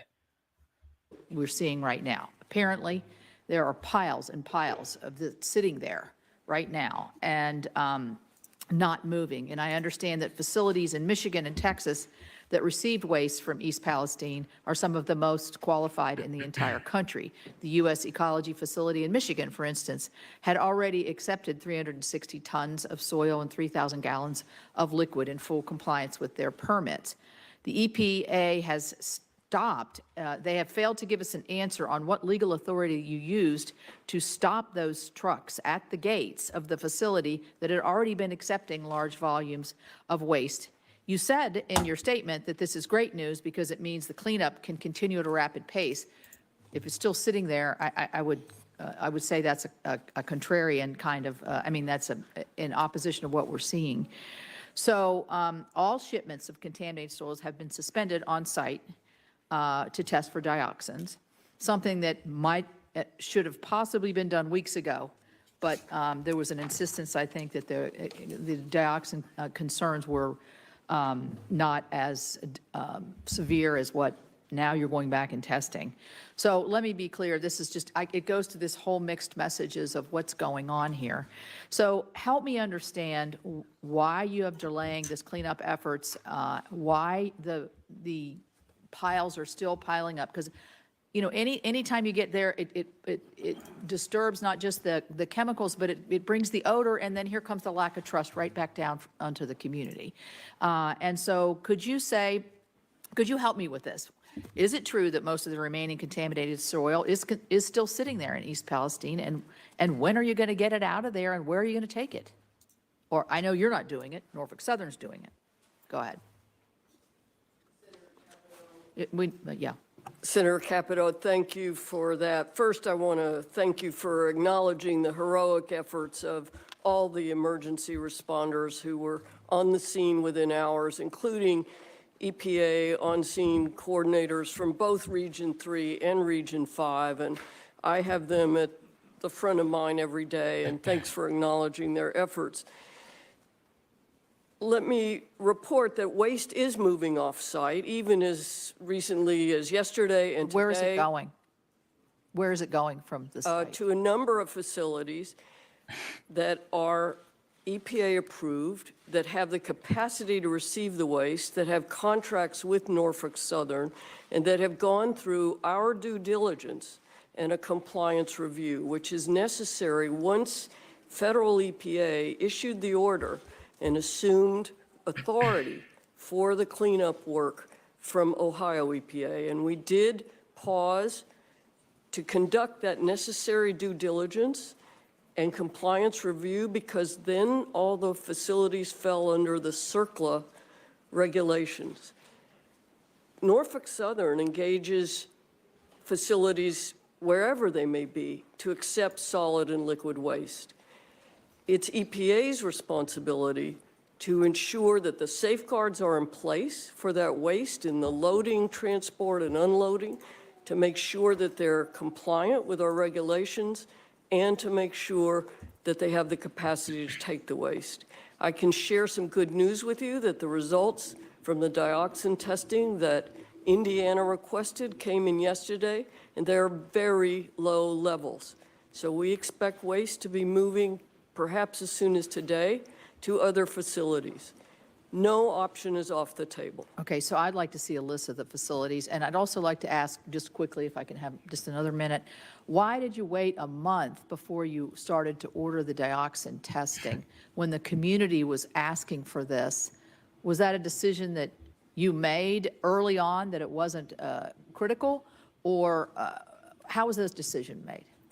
Senator Capito, our air monitoring was searching for primary indicators, such as phosgene and hydrogen chloride, immediately during and after the burn. We detected very low levels, which very quickly went even down to non-detect. Without those primary indicators, it was a very low probability that dioxins would have been created. They are secondary byproducts of the burning of vinyl chloride. But we were listening to the community, and they expressed significant concerns about dioxins. Norfolk Southern has submitted a soil sampling plan. It's undergone review by the Unified Command, and our folks will be out sampling soils for dioxins. There's a meeting with agriculture representatives this afternoon. Yeah, well, thank you. I mean, the air issue is obviously Notable that 30 she's days saying is a still little bit, that that well, Norfolk Southern had been doing it, and that their team has still yet to go out and do any of the dioxin testing or soil sampling. So they're again relying on contractors hired by the railroad to do this sort of thing. Not great. Well, we've got Jordan Chariton here now live as well. Louis, can I cut in with something, sir? Yes. And thank you, because I texted Louis an hour before this asking if he could do it. So thank you for doing it last minute. But when?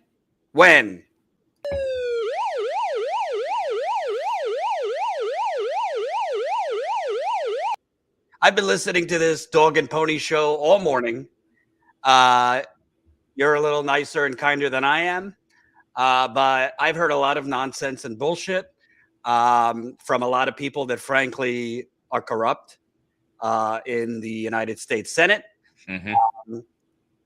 What are we, an hour and a half in? I have not heard one mention of the fact that as we speak, residents there are experiencing dizziness, nausea, vomiting, rashes, which are burns,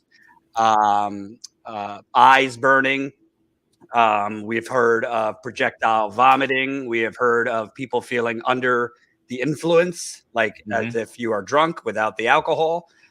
We've heard drivers swerving.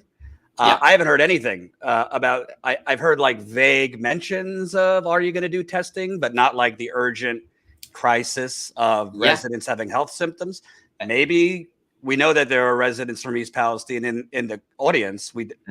Maybe they'll have residents speak, but I don't really know how you have. I don't think that it's on the agenda to have residents come in, which is convenient. You know, the people who are being affected by this don't get to speak. I will say, at least I mentioned it at one point, Eric Brewer, who is the gentleman up for the emergency services, is doing a good job of outlining a lot of the failures. But yeah, to your point, there's been only one very, very brief thing covered where it mentioned residents being sick at all, but they haven't gone into any of the actual symptoms that they're experiencing. And I also just want to share, oh, I lost it. I thought I had something from a resident here, but I don't. But that's okay.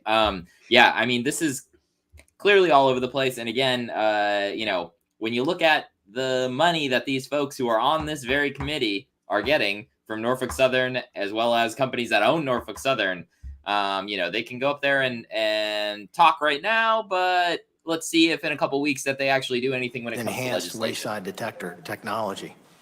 And in fact, Norfolk Southern is leading the industry in a number of ways. You saw just this week a 6-point safety plan that included a number. Okay, I don't need to hear about issues his in which we're 6-point safety implementing plan. I'll tell you what the immediately 6-point to safety improve plan safety. is. The 6-point safety plan that he's talking about does not include rehiring the 30%. And this is not just Norfolk Southern. This is the railroad industry in totality.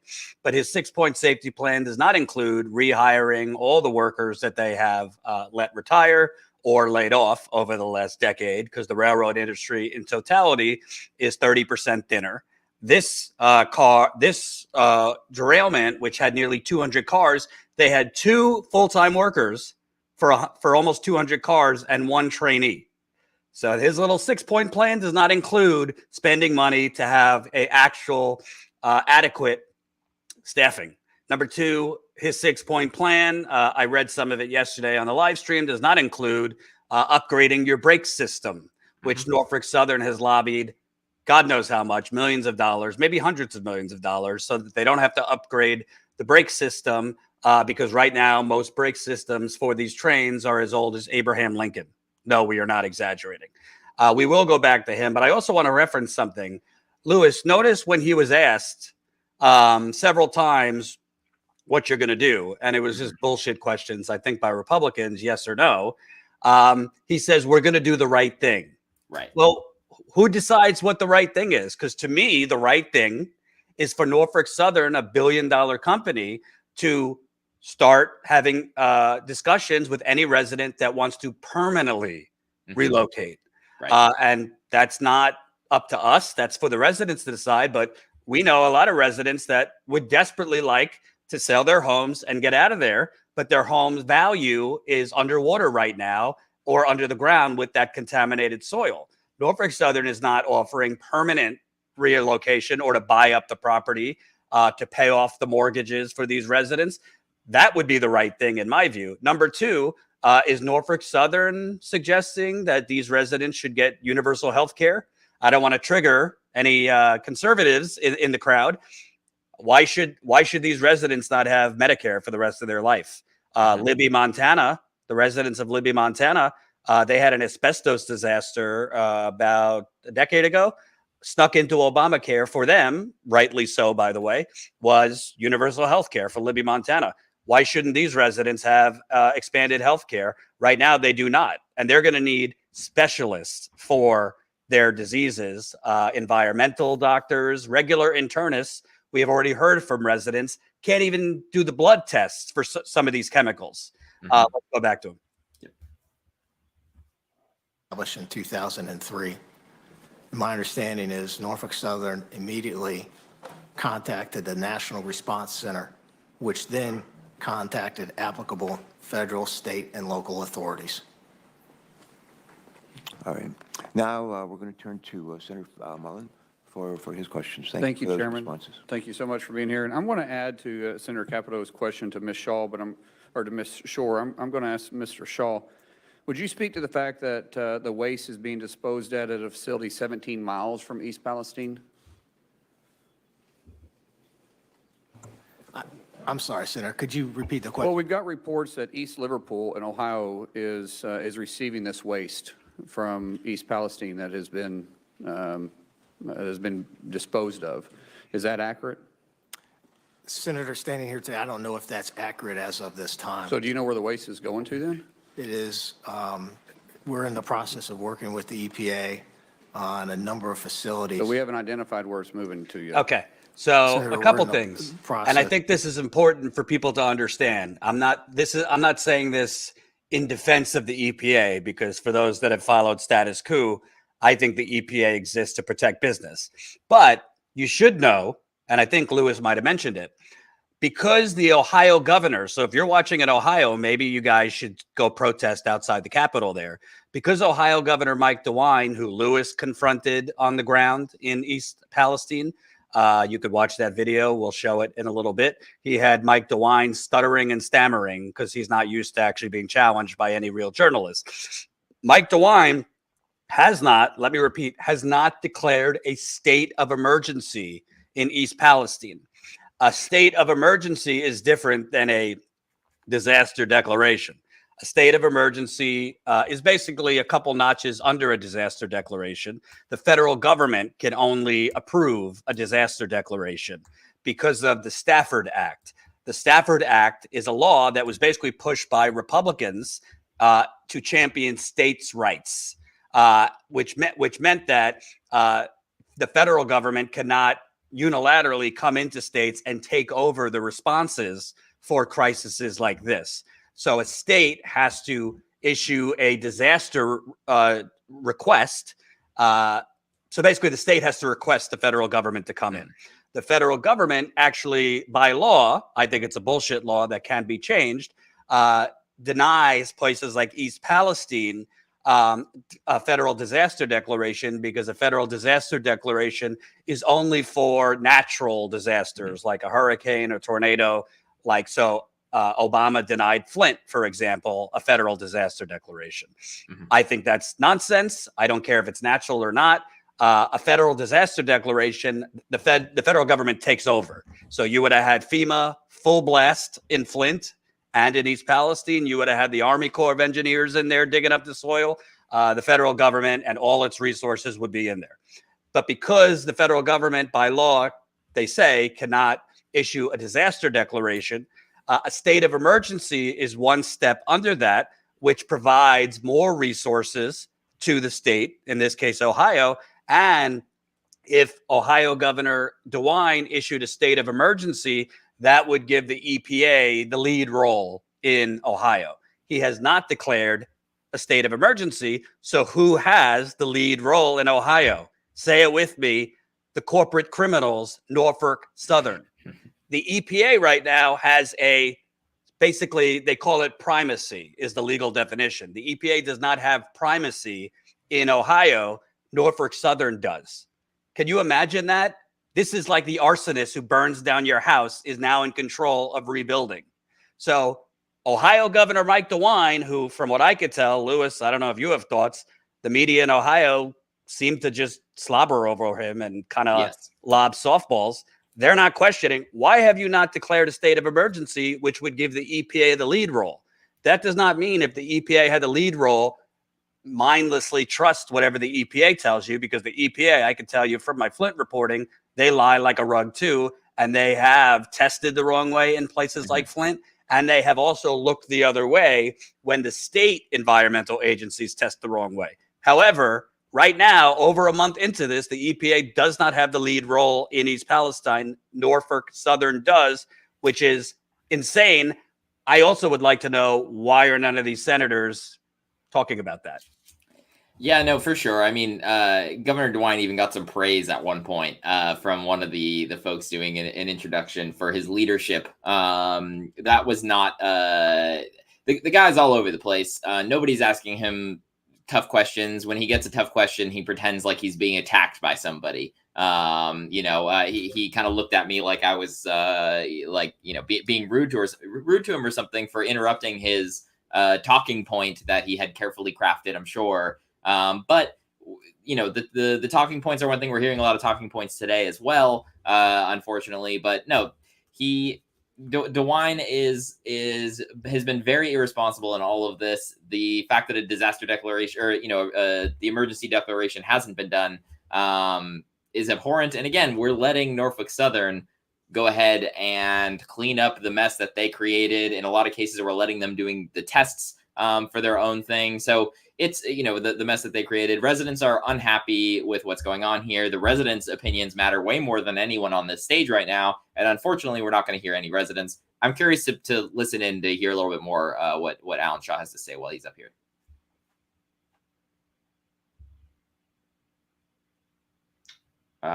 Colin, if we can get the sound back for the... Designed by somebody else and was responsible by somebody else, then how do we know that the car wasn't working properly to begin with? And that's a question that needs to be answered, because someone may need to be held responsible that made the decision to burn this off. Because some of this and a lot of this could have been prevented. With that, I'll yield back. All right. Thank you very much for those questions. And Senator Cardin, you're next.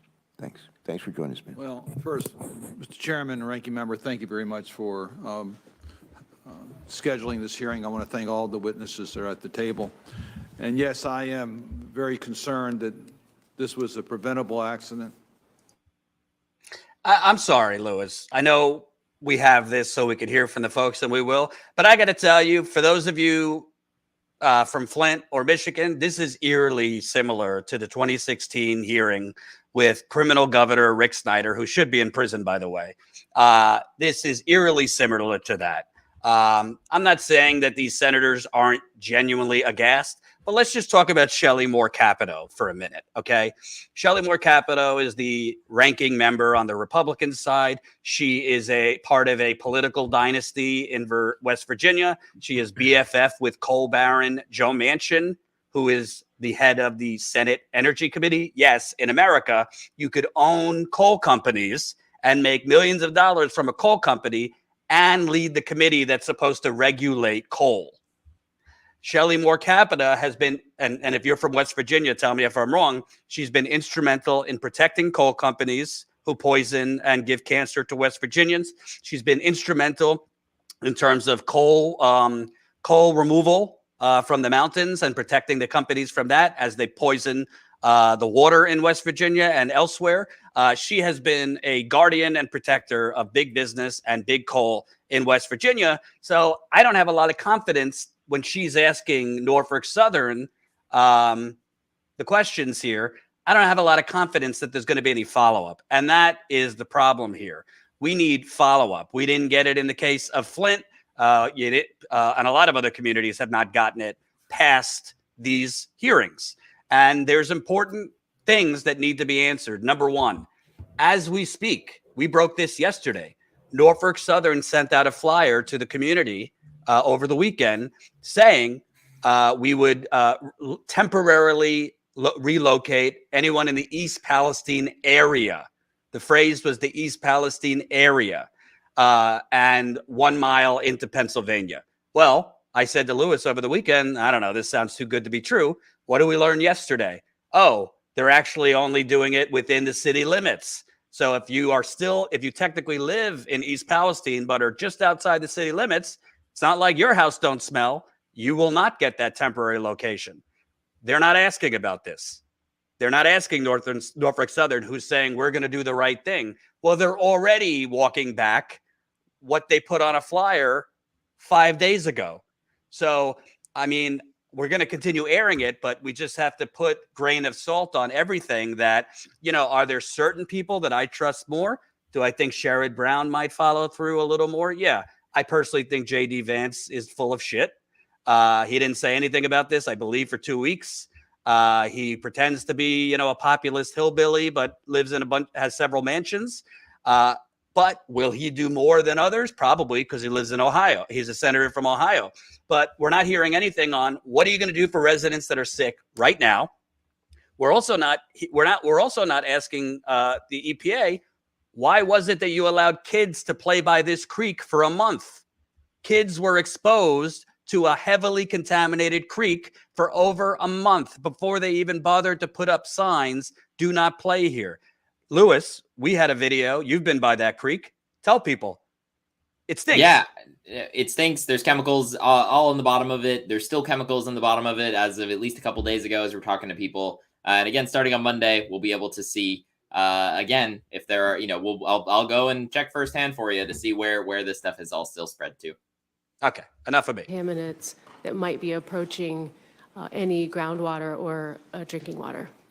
And are you being totally transparent as you are doing this so that those of us that have concerns, particularly about impacts of extreme weather events, will be able to get contemporary assurances that the monitoring is being done? Yes, Senator, it's the #1 priority of the team on the ground to prevent any additional releases through rain events or, of course, from going any further than the initial contaminated area. That is our #1 goal with water management right now. But in terms of transparency, we're posting full lab results the minute we get them. The governor's very committed to being transparent and providing all of the information that we have when we have it. Thank you. Thank you, Mr. Chairman. Yes, and thank you very much for joining us today. I was told that Senator Ricketts is next in line, and if you're ready, I yield to you. Thank you. Thanks for joining us. Thank you very much, Mr. Chairman. And thank you to all the panelists for joining us here today. And of course, Nebraskans are praying for the people of East Palestine and this terrible tragedy. We've got a number of railroads that go across our state as well. And so we're praying for a good outcome here with regard to the cleanup. Ms. Shore, I'd like to address my first couple questions to you. I'm sure you agree that Americans deserve timely and helpful updates when it comes to an environmental catastrophe, right? Yeah. She nodded yes. Okay, great. And you agree that Americans should be confident when they return to their homes that they're safe to return to, right? Okay. So what are some of the things that the EPA has learned from with your response here that you would use to be able to improve going forward with regard to, you know, we've heard how the people of East Palestine are not believing what the government's saying. What can the EPA do, or what have you learned from this to be able to help for the next incident, to be able to help the people of that community get the information, feels like it's safe to return to their homes? Thank you, Senator Ricketts. And first, let me say I bring greetings from your sister, Laura, who's been a longtime friend of mine back in Illinois. And to your question, we are still enmeshed in the cleanup of the derailment. And that's our primary focus. We need to clean up the site, get the contaminated waste out of there, and then focus on the longer-term remediation. There will be an after-action report, and we'll be able to drill in on what lessons we can learn and how we can do better. But right now, we need to clean up this site as safely and quickly as possible and ensure that the necessary safeguards are in place to protect human health and the environment. All right, thank you, Ms. Shore. Mr. Shaw, I'm going to ask you basically the same questions. So another important question, Louis, correct me if I'm wrong, if it was asked, has anybody asked the EPA, also, why is Ohio Governor Mike DeWine not here, but putting that aside, has anyone asked why they allowed these residents back in the first place during this cleanup? Not yet, no. Seems like a logical question why, if you have dangerous carcinogens like vinyl chloride, dioxide, and a whole host of other things, why the evacuation order was lifted so quickly, because I think we know the answer. Norfolk Southern could not move the train in an evacuated town. So money came before safety. But it seems like a common sense question. Why would you let a relatively small population of 4,500 people come back until there was a thorough testing completed, not in the process of being done, but completed, and until there was actual cleaning? Because Louis, you broke. They were sending in germ cleaners. For those of you that don't know, they were sending in to Norfolk Southern was sending in a company that is equipped to basically clean bacteria, germs. They are not hazmat certified. Essentially, as Bob Bocock, the water expert, told us, they were essentially spraying Febreze in people's homes. Yeah, and I mean, I pulled the SDS sheet for what they're actually spraying, which kind of gives the information about it, and it's meant for killing bacteria, for killing viruses and things like this. The company that was doing it was using it as like if you had somebody with COVID or whatever. It's basically stuff that you use to spray in like a hospital, basically. After a hospital room is one patient leaves, another one comes in. Notably, it doesn't do anything for chemicals, definitely not the chemicals in question with the derailment and the chemical byproducts that are created when the derailment happens. So this company was coming in, they're hired by Norfolk Southern, they're not hazmat certified, and they're spraying stuff to kill bacteria, not to clean up chemicals at all, and then telling you, yep, your home's fine, all good, when in reality, you still have the chemicals in there. You now just have a layer of germ cleaner sitting on top of it. And by the way, if you haven't mentioned, Alan Shaw, the CEO, who says we're going to do the right thing, his salary is almost $4 million per year. I don't know if that includes stock options, probably not. But his total compensation is about $4 million, almost $4 million. So If I was a senator, I'd be asking, are you foregoing your salary until this whole thing is complete and the residents feel safe? Or even, I mean, he was touting a $21 million investment in East Palestine and surrounding Ohio communities, $7.5 million in Pennsylvania. But in 2022, Norfolk Southern announced a $10 billion with a B. I'm sorry to interrupt, but the only senator that's probably going to ask real questions is up. Here we go. Mr. Shaw, Wall Street, about a decade ago, in order to increase the profits they were earning in the rail industry, implemented a program called Precision Scheduled Railroading. The result of that is that Norfolk Southern reduced its workforce by almost 40% over 6 years. Meanwhile, in fact, Wall Street's goal was achieved. Profits soared for Norfolk Southern. You made over $3 billion in profits last year. I have been told by workers who work for your company and other rail companies that they are now being asked to do more work with fewer workers, and that includes safety inspections. So well before this disaster in East Palestine, we have been told about the potential safety hazards. Will you make a commitment right now to the American people that you will lead the industry in ending this disastrous precision scheduled railroading, which has slashed your workforce and made railroading much less safe? Yes or no, will you make that commitment? Senator, I understand your concern, and I share that concern. And if you'll permit, I have a couple points on that. I became CEO in May of last year. Ever since that point, Senator, we've been on a hiring spree. The number of employees at Norfolk Southern today is 1,500 more than it was this time last year. All right, you'll forgive me. I don't mean to be rude. We just don't have a whole lot of time. Yeah, I understand that, but you will not deny what you're trying to do is rebuild from the massive layoffs that took place. My question back to you again. Wall Street, not the industry, imposed this on the industry. Wall Street said, we're not making enough money. Cut workers, cut workers, cut workers, even if it endangers safety. My question to you, very simply, sir, will you lead the industry in doing away with precision scheduled railroading? That concept. Senator, in December of last year, I charted a new course in the industry.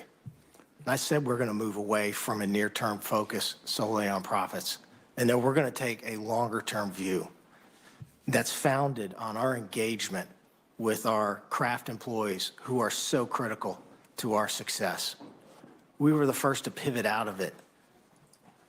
All right, well, let me jump in again. I apologize for cutting you off here, but when you talk about your employees, the entire country, I think, was shocked to learn a number of months ago that your employees, rail workers, who work in a dangerous job in all kinds of weather, had zero paid sick days.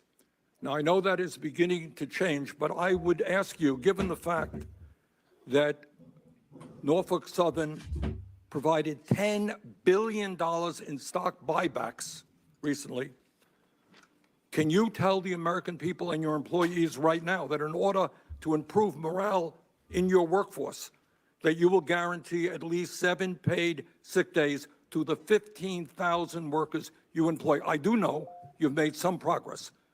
You increased paid sick days for some of your workers. Will you do what most Americans think is pretty obvious, that when you get sick, you get guaranteed paid sick days? Will you make that commitment right now to your entire workforce? Senator, with our latest agreement with our employees, which included a historic 24% wage increase and access to premium health care benefits, we immediately pivoted to talking to each of our local... I've been deeply involved. I introduced the amendment on the floor. I know the issue. But what I'm asking you right now, you provided paid sick days to some of your employees. I got it. Thank you. Will you now do it? What we get here in Congress, our employees get sick, they get paid sick days. Will you make that commitment right now to guarantee paid sick days to all of your workers. That's not a radical demand. It really is not. Will you make that commitment, sir? Senator, I share your focus on our employees. I will commit to continuing to discuss with them important quality of life issues. Mr. Shaw, did you kill my dog? Senator, I share your focus. Yeah, Mr. Shaw. It's not a paid sick days is not a radical concept in the year 2023. I am not hearing you make that commitment to guarantee that to all of your workers. Clearly, we should have that for every worker in America. I'm not hearing that commitment. Will you make that commitment, sir? Senator, I'm committed to continuing to speak to our employees about quality of life issues that are important to them. All right. Well, I'm chairman of the Health, Education, Labor Committee. We look forward to having that discussion. One last issue. You talked about covering. Senator Graham, Senator Graham is waiting to ask it. So, Bernie, if you just keep it really brief. All right, last question. You talked about covering the needs of the people of East Palestine. Does that include paying for their health care needs? All of their health care needs? Senator, we're going to do what's right for the citizens of East What's right is to cover their health care needs. Will you do that? Everything is on the table, sir. Thank you. All right. Thanks, Senator Graham. I'm not trying to be a Bernie bro here, but objectively speaking, Bernie Sanders just exposed what a bullshit dog and pony show this whole thing is. That's why I zeroed in on, he keeps saying we're going to do what's right. And what that means is what's right for our shareholders, what's right for my salary, and what's right and will be passable for public relations and our brand. Because we know the media is not going to hold us accountable. The media, like Flint and other catastrophes, will abandon this story. They already have to a certain extent. They're not airing this on CNN or MSNBC in full. I can promise you that. So he is basically, he knew there's only going to be one senator that really grills me. Remember, Bernie is the only person that even brought up precision railroading, which is part of why catastrophes like this are happening, because they are doing more with less. I just want to show this from More Perfect Union. Look at that. Since 2000, Norfolk Southern's use of precision scheduling generates high profit margins at the expense of workers. As the operating profit margin goes up over the last 20 years, compensation and benefits go down. So greed really does kill. Greed really can kill.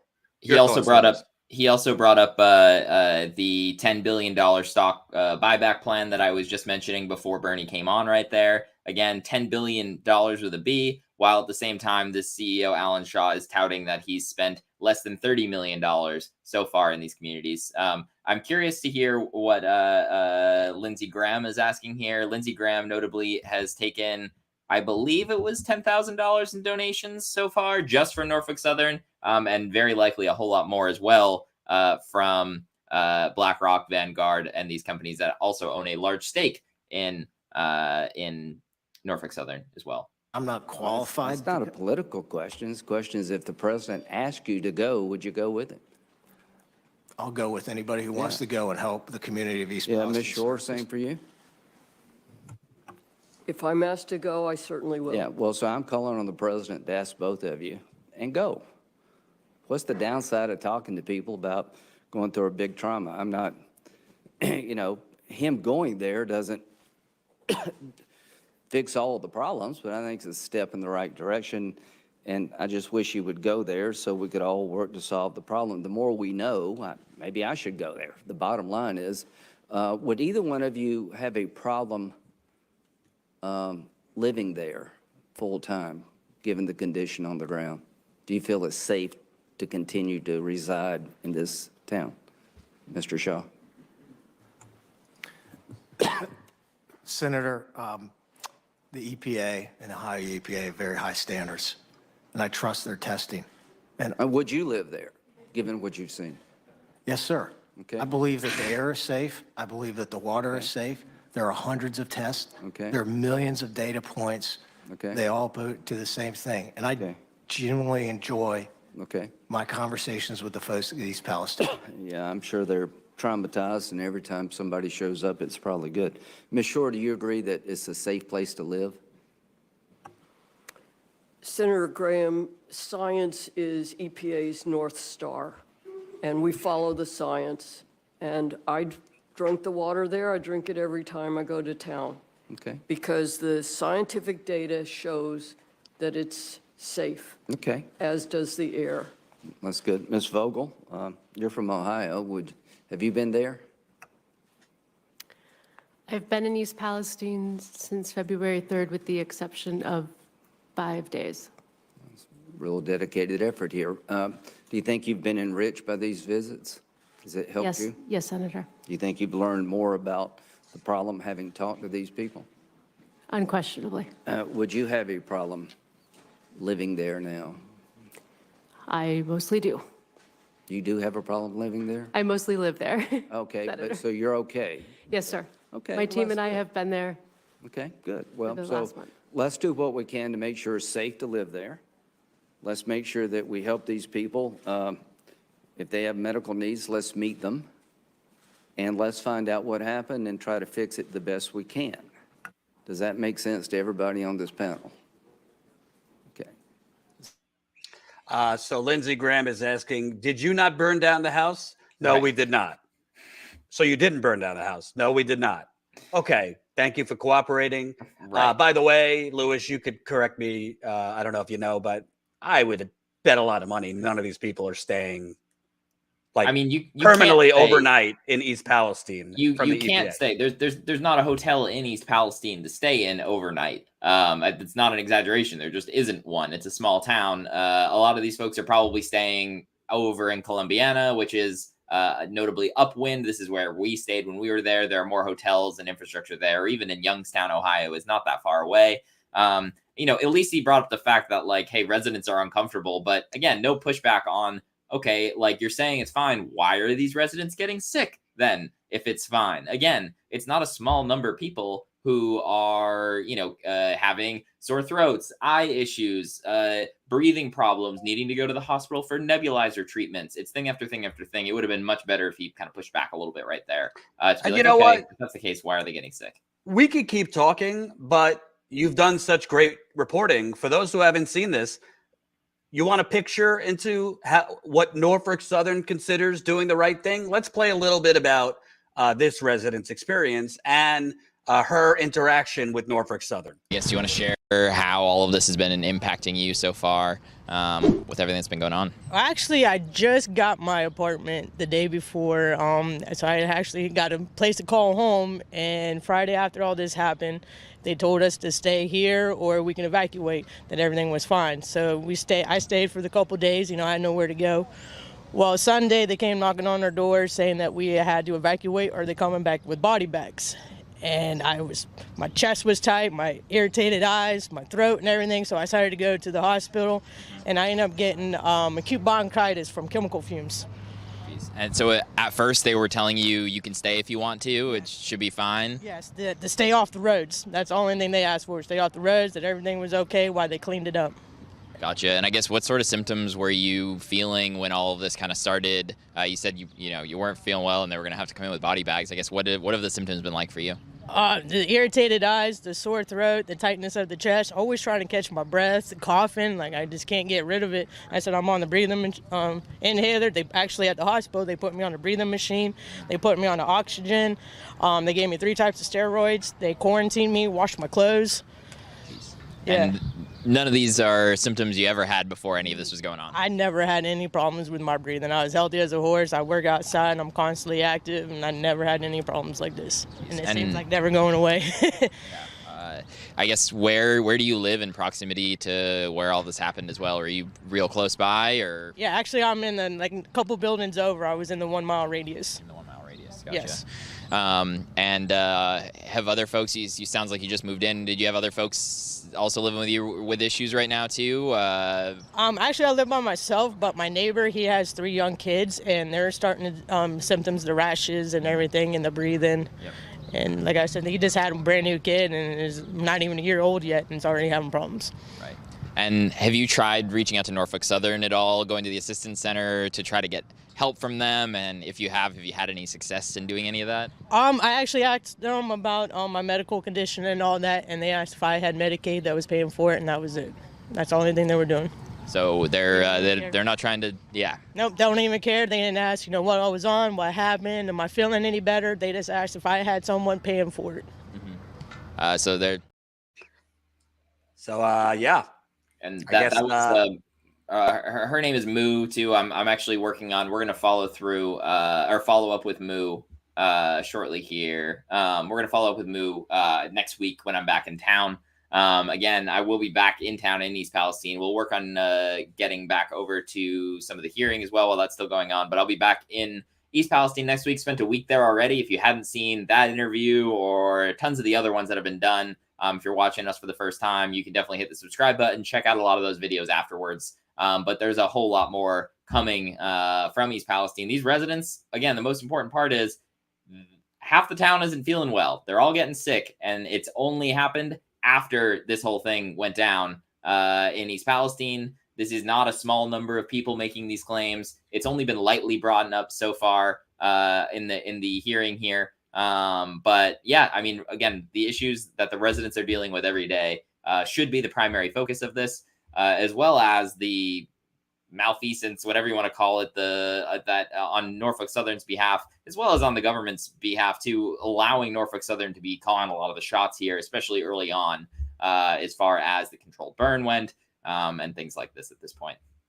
So this is Sheldon Whitehouse from Rhode Island. Was opposing the braking regulations I mentioned. Senator, I will note that the NTSB, Chair Hamady specifically stated that the braking regulation that you referenced would not have had an impact on this derailment. Okay, and will you answer my question? Do you know how much you spent against that regulation?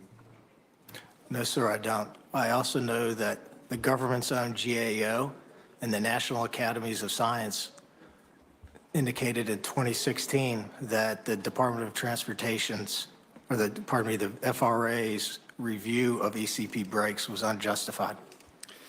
I will ask you a question for the record that the information for 2016 and 2017 that you have reported for later years in your climate lobbying report be provided to the committee, an equivalent to what you already provide, but looking back to those years when this was at issue. We discovered that Norfolk Southern, in a statement that appears now to have been deleted from your website, had previously touted the ECP braking systems as having, and I quote you here, the potential to reduce train stopping distances by as much as 60% over conventional air brake systems. And we found as early as 2007 a Norfolk Southern lead engineer promoting the, quote, big advantage for emergency braking that ECP brakes offered. So I want to make those statements a part of the record. And is it true that the New York Times reporting that Norfolk Southern has paid shareholders nearly $18 billion through stock buybacks and dividends in 2022?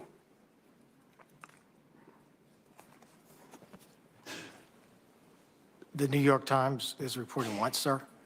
That Norfolk Southern paid its shareholders nearly $18 billion through stock buybacks and dividends in 2022. Sir, I have a different perspective on that. Or is the number right? No, sir. Setting aside your perspective? No, sir. Okay. Then let me add to my QFR list your view of what the accurate number is as opposed to the New York Times number. All right? My time is pretty well up, Mr. Chairman, and I hope we can get prompt and complete answers to those QFRs. Thanks very much. All right. We look forward to your responses on QFR's questions for the record, and we'll talk more about that before we conclude. Thank you. I think next is Senator Merkley and then Senator Markey, not to be confused with one another. Thank you very much, Mr. Chairman, and thank you all for bringing your testimony to bear. And I do hope that the derailment that occurred just hours ago, Mr. Shaw, is one that does not endanger another community. Back in 2016, Senator Wyden and I were very involved in pushing for improvements in safety after the derailment endangered the town of Mosier in Oregon. And we found out how much the industry resists improvements in safety. That following year, Norfolk Southern was invited to participate in a conversation with the administration, and they submitted a 23-page submission of rules and federal guidance of things that they wanted safety regulations to be removed. Now, you've noted you're turning over a new leaf in this regard. So can we count on you and your team of lobbyists to push for safety improvements rather than lobbying against those improvements? Yes, Senator, I share your concern and your focus. I don't share my concern. I just want to know, will your team lobby for safety improvements rather than against them? Senator, we will continue to follow science. We will continue to follow data. There are actually a number of areas in which we have invested in safety systems well above government regulation. I'll ask you to submit that for the record. I just really thought when you said turn over a new leaf that I thought you were saying you were going to now support safety regulations. I'm sorry you can't tell this crowd here today that would like to hear that is the case.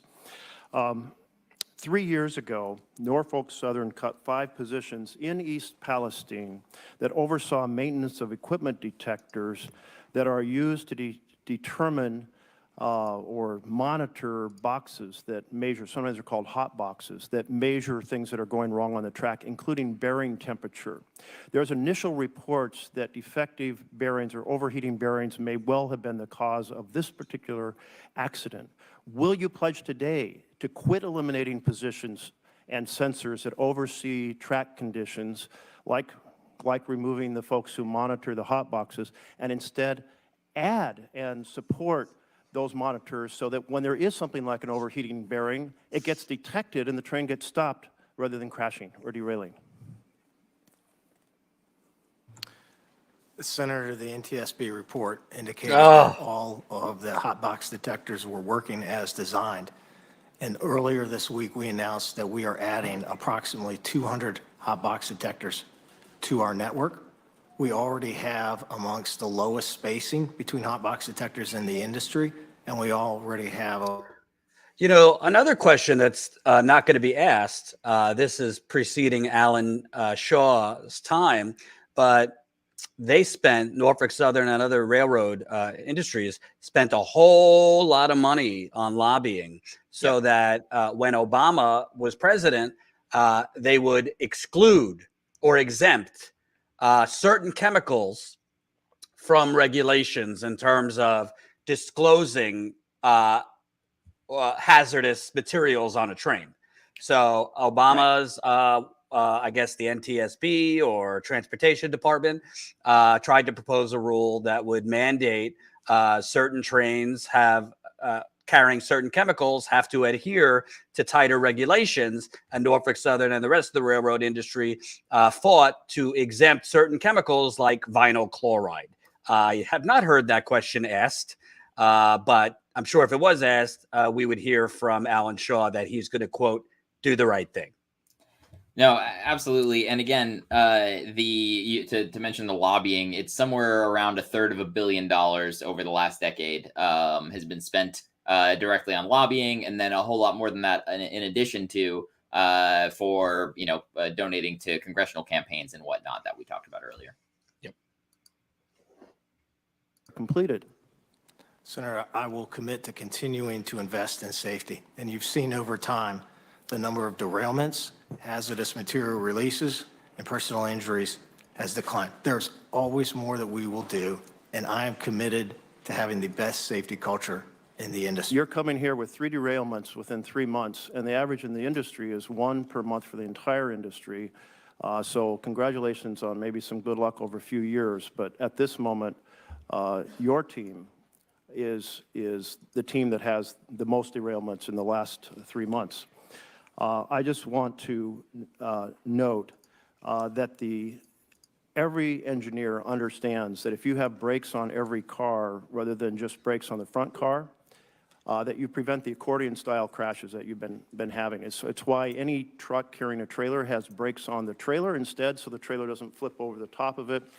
The industry has absolutely resisted these, trying to deploy their lobbyists to counter every single report about having those multiple brake systems. I understand that it's complicated because, as you noted, you don't own the cars.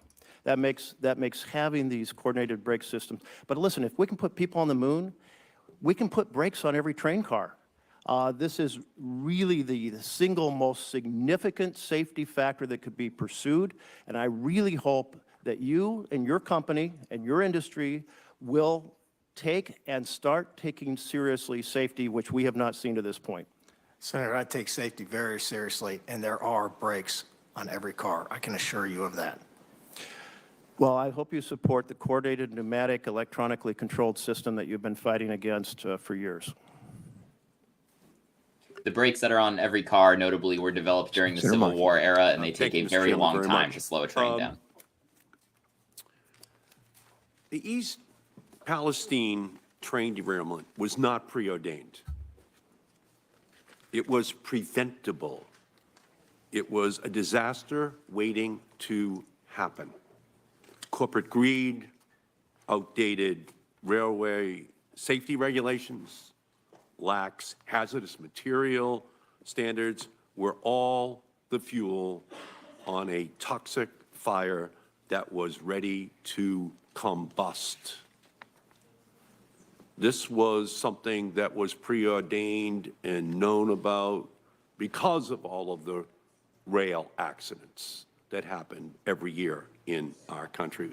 And unfortunately, innocent, hardworking, working families in Ohio and Pennsylvania were the ones that got harmed by this. Those families were upended, their lives have been changed. Doctor bills, veterinarian bills, saw the values of their homes plummet overnight and stayed up late worrying about what this means for their health and the health of their young children in the future. These are real harms. So am I right, Mr. Shaw, that last year the stock buybacks by Norfolk Southern was $3.4 billion? Is that correct? Yes, sir, that's directionally correct. Am I correct, Mr. Shaw, that last year Norfolk Southern made $3.3 billion in profits? Yes, sir. And last year, we invested over $1 billion in safety. And last year, our accident rate, our number of accidents was the lowest it had been in the last 10 years. Our safety stats, Senator, continue to improve. And I am committed to making Norfolk Southern safety culture the best in the industry. Well, you're not having a good month. You're not having a good month. And it seems like every week there's another accident that Norfolk Southern is a part of in our country. So you may think that you've put in enough, okay? But the facts are saying just the opposite in terms of what is happening. And what I'm hearing from you is just this great confidence that you have in your system. But I'll tell you this, Mr. Shaw. Overconfidence breeds complacency, and complacency breeds disaster.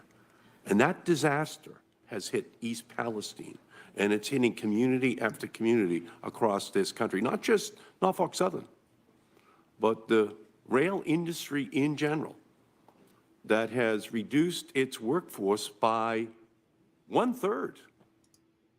I think there's a few important things we should add. And by the way, we almost have 600 people watching. Smash that like button.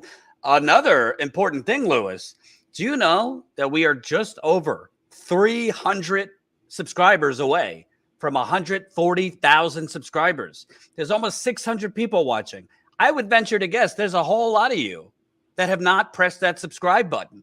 Do it for Louis. He has been working night and day.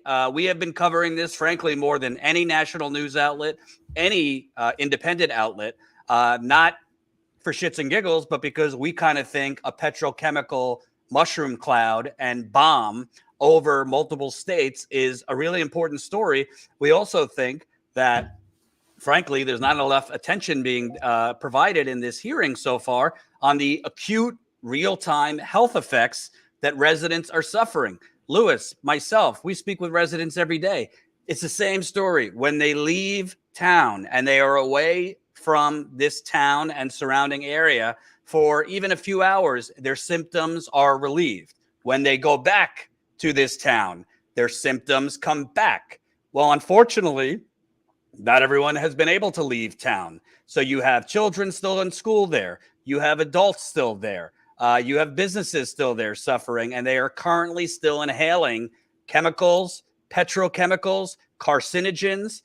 They could say the water is safe, but as Erin Brockovich has said over and over again, it could be safe in 1 hour of the day and contaminated the next day. Yep. And speaking of Louis, I want to reference a few things because we're getting most of the same points told by these senators on the moving these materials. This is not my first rodeo. So, of course, the people of East Palestine want these dangerous contaminated materials, the soil, removed. The problem is a lot of the places that they are going to move it to, they were going to move it to a landfill in Michigan and Texas, et cetera. There's a lot of problems with where we store waste in this country, from nuclear waste and the Manhattan Project days to this kind of waste. There's problems with sealing these sites. I remember vividly, I was in the St. Louis area a few years ago at a nuclear waste site. Literally, children have to wear masks outside because it's not sealed properly and it stinks. So you can't just willy-nilly, if I were living in East Palestine, of course, I'd want it out yesterday. But we don't want to just play a game of hot potato and move contaminated stuff from one community to another community where it's not properly stored. So that's number one. Number two, they're trying to incinerate it nearby at a location in East Liverpool that has had numerous violations, safety violations. So they're moving this contaminated stuff to a nearby facility in East Liverpool that has screwed up over and over again. And number three, I just want to play this clip because, Louis, we heard Alan Shaw grandstanding that he would feel safe living there. We've heard the EPA regional administrator say she drinks the water there. They're all putting their stamp on that they would feel safe living there. Well, I kind of listened to someone like Erin Brockovich and her partner who have been there multiple times. Let's hear what they said just last week about how safe it is there. I've spent all morning with some of the residents, and I'm very upset. Obviously, they're very upset. I just could not believe the amount of information coming in that they have, that they want to share, that it seems like nobody is listening to. They are so afraid. They get so many mixed messages. They're getting a total runaround. They want help. They make a phone call. It goes to Norfolk. Then it says call EPA. EPA says call Norfolk. They don't know where to go. They want to leave. They don't have the means to leave. People aren't coming back. Their animals are sick. Their animals are dying. I've just seen pictures of them who go to their own doctor with holes in their throat, or they're being diagnosed with chemical respiratory illness, or these rashes that obviously look painful. Listen, this has been going on for 3 weeks since the initial crash. I think we're pushing a month now, actually, March 3rd. And yet nothing has really been done that is really giving them any kind of help or answer. It's so frustrating. It's classic cover-up in an environmental disaster and running the people around in hopes that they don't figure it out or we all go away and nobody's none the wiser, when they are literally going to be the sitting ducks here. They will be the sitting ducks that don't know their future, that are terrified. And I'll say too, it's like they're saying, okay, yeah, it's fine. And like, obviously Norfolk Southern should be paying for a relocation for these folks because it isn't fine. But if it's fine, why is Norfolk Southern even offering, putting these flyers out to even offer to relocate the people in the town, right? And why is it that Governor DeWine will say one day, yep, things are fine. And then the next day in an interview, he'll come out and he'll say, it's going to take a long time. This isn't something we can do overnight. It's going to take a while to make this community safe. The messaging is absolutely all over the place on all of this.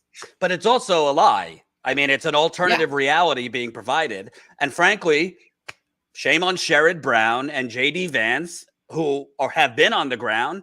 I don't know how many residents they're meeting in terms of how many business people are they meeting versus residents, because you spoke with a resident, Jamie Kaza, who's in the crowd there today, who said she was in a meeting with Sherrod Brown in East Palestine, the mayor of East Palestine, business community, and 99% of the meeting was about getting back to normal and getting businesses, because the business owners, which I understand, are concerned. They're losing money. They need to feed their family too. People don't want to come to East Palestine. Community members aren't really out and about as much. But Sherrod Brown, the focus in that meeting, from what the resident told us, was businesses, with barely any mention of the acute, real-time health problems people are having. And when that resident, and this isn't us talking, she came on and told us this, when that resident mentioned, we don't trust the testing Norfolk Southern is doing. We don't necessarily trust the testing EPA is doing. He said, well, you guys should go get independent testing and then give us the receipts, and we'll make sure you get reimbursed. She said independent testing is almost $5,000. We don't have the money to pay for that first and then hope for reimbursement later. So it shows you even somebody like Sherrod Brown, who's not the worst of them, is somewhat progressive. Even he is disconnected from what these people are going through. No, absolutely. They all are. And I want to, Colin, I'm seeing a lot of questions about, can we get closed captions back on that? And a lot of folks, let's listen in for a little bit too more here here. But a lot of folks are asking for closed captions. Not a best case study when these settlements completely leave polluters off the hook for the damage that they've taken. I know that was a prior administration. Policies have changed under the current administration.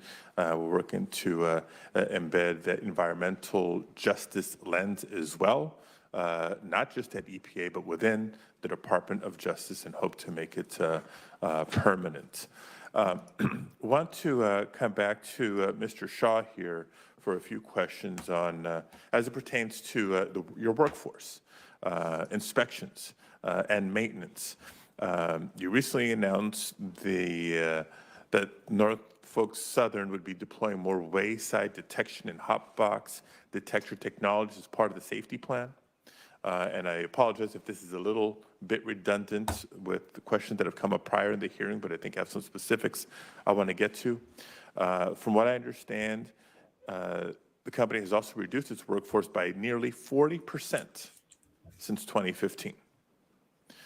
According to your own and data, if they're at, let's, we've got the closed captions back, which is good, but it sounds like he's asking the same questions as the last gentleman did. But on the point that you're making about Senator Sherrod Brown, to what Jamie came on and told us last week on that live stream was that Sherrod Brown was hyper-focused on, and the other officials in the room, on getting business back to usual in East Palestine. Notably, you mentioned the $4,500 test that would need to take place in order to do independent testing in a home, rather than have CTEH and Tetra Tech, contractors of Norfolk Southern, as well as contractors of the EPA, who both have questionable pasts as far as testing goes in situations like this.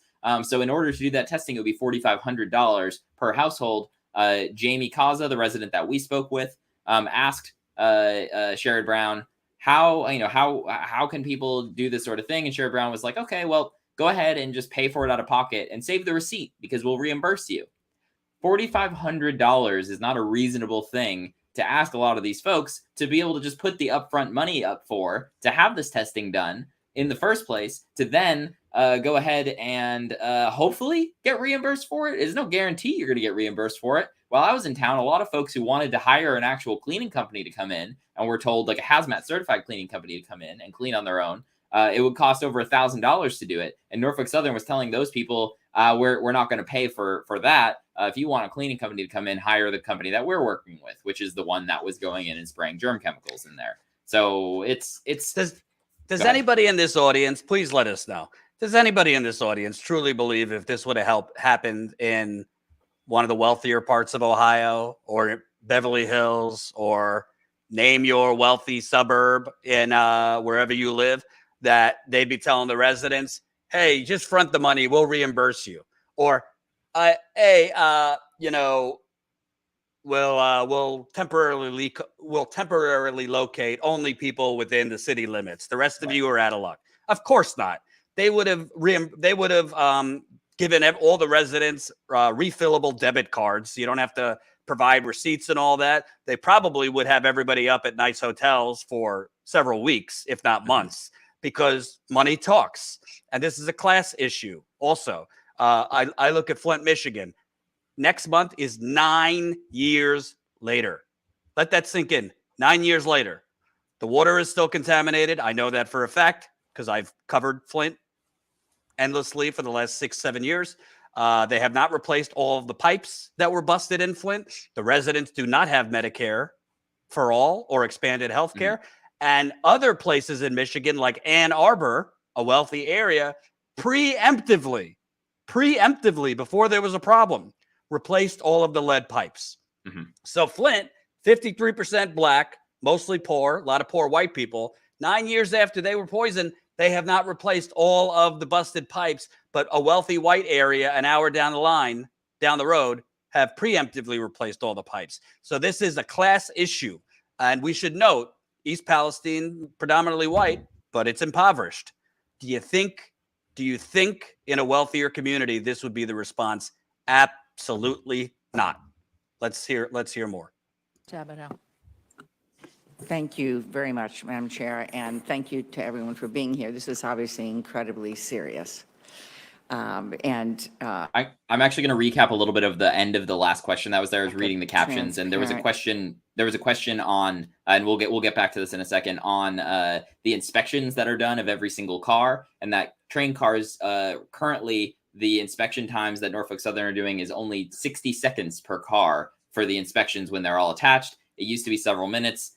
These cars are large. Even to walk around the car in total would probably take you 60 seconds. So that was one question from Senator Alex Padilla, but we'll cut back in here. With the EPA, we were taking product to facilities that were specifically designed to handle this type of material. But Michigan officials, the governor, myself, Senator Peters, Michigan EPA, and so were not notified before that happened. And so let me just say that that's why I'm really glad the EPA is now overseeing this process going forward, because that's not acceptable to us in Michigan.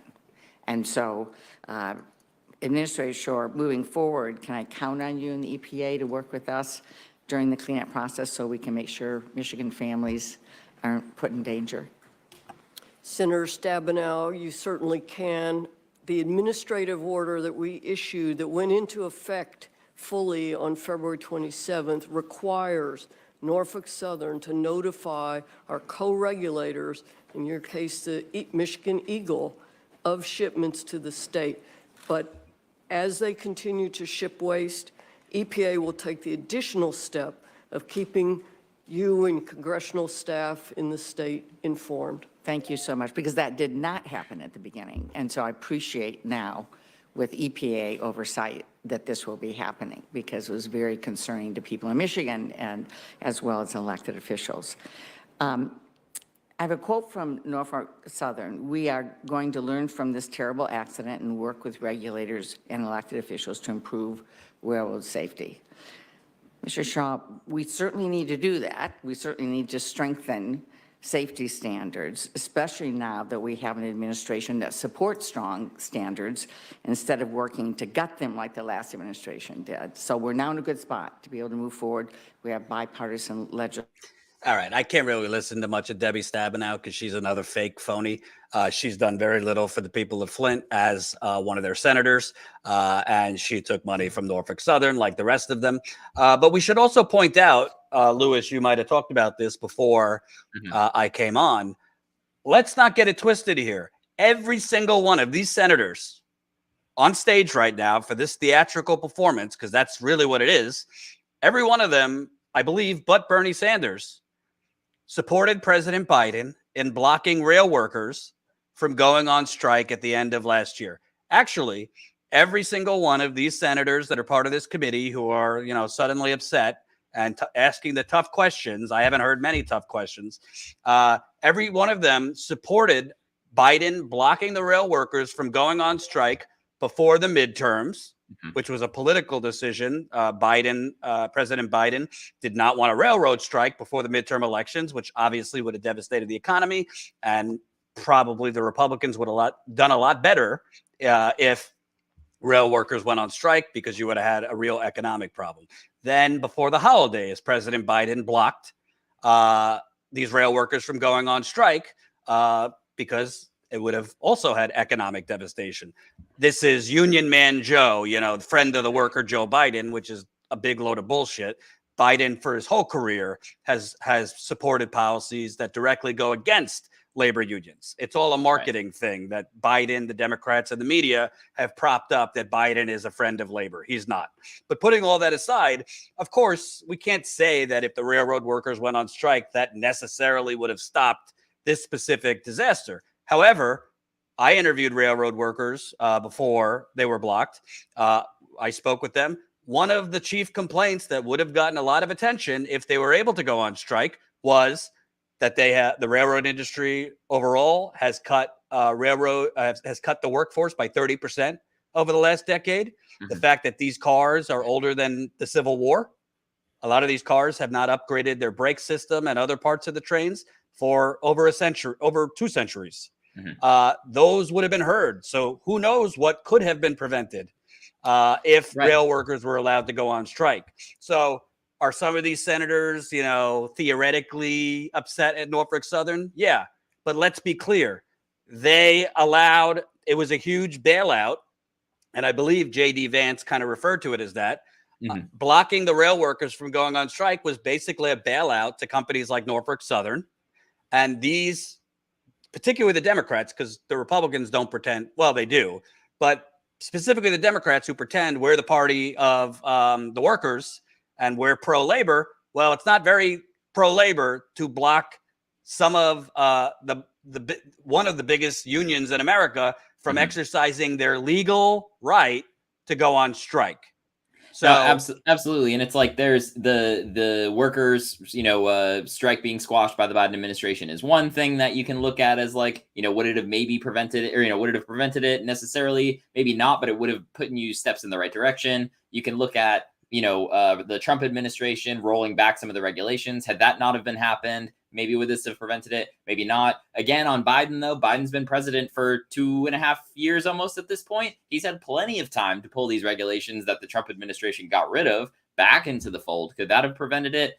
Who knows? It's kind of there's a series of people who are should be held responsible for all of this. And actually, I disagree with J.D. Vance on a lot of stuff, but his kind of introductory statement that he gave was actually pretty pointed at some of this stuff, specifically calling out members of his own party for helping with this deregulation, and he calling them out, members of the Republican Party out for saying any new regulations here are a bad thing.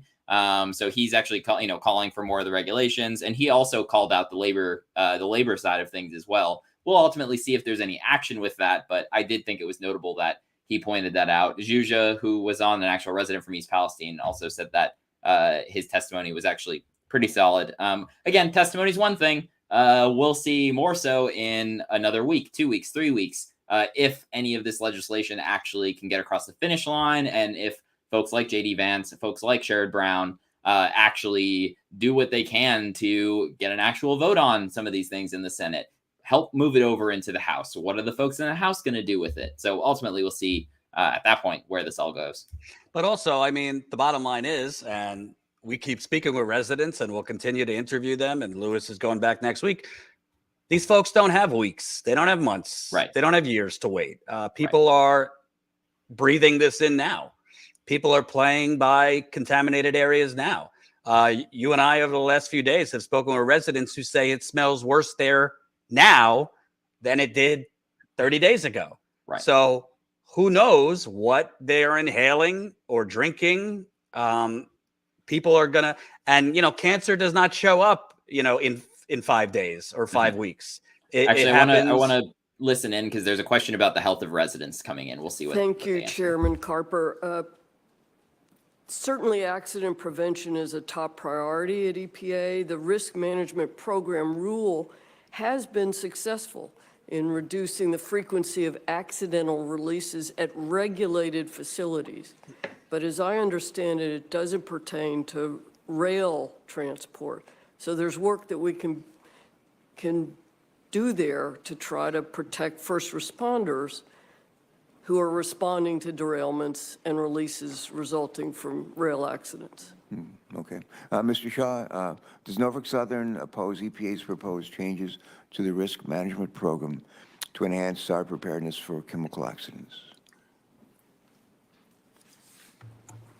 Senator, I apologize. I'm not familiar with that program. I'm happy to review the legislation or the program and discuss it with you further.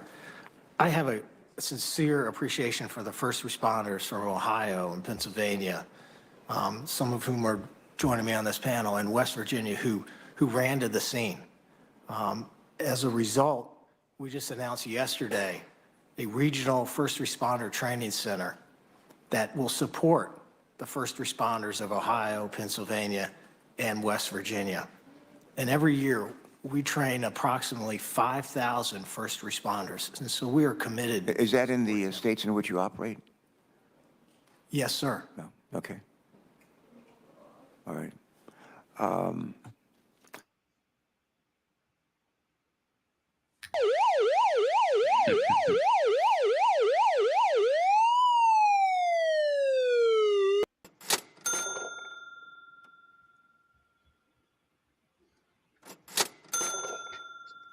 So he supports the first responders so much that Norfolk Southern did not tell the firefighters what exact chemicals they had just exploded.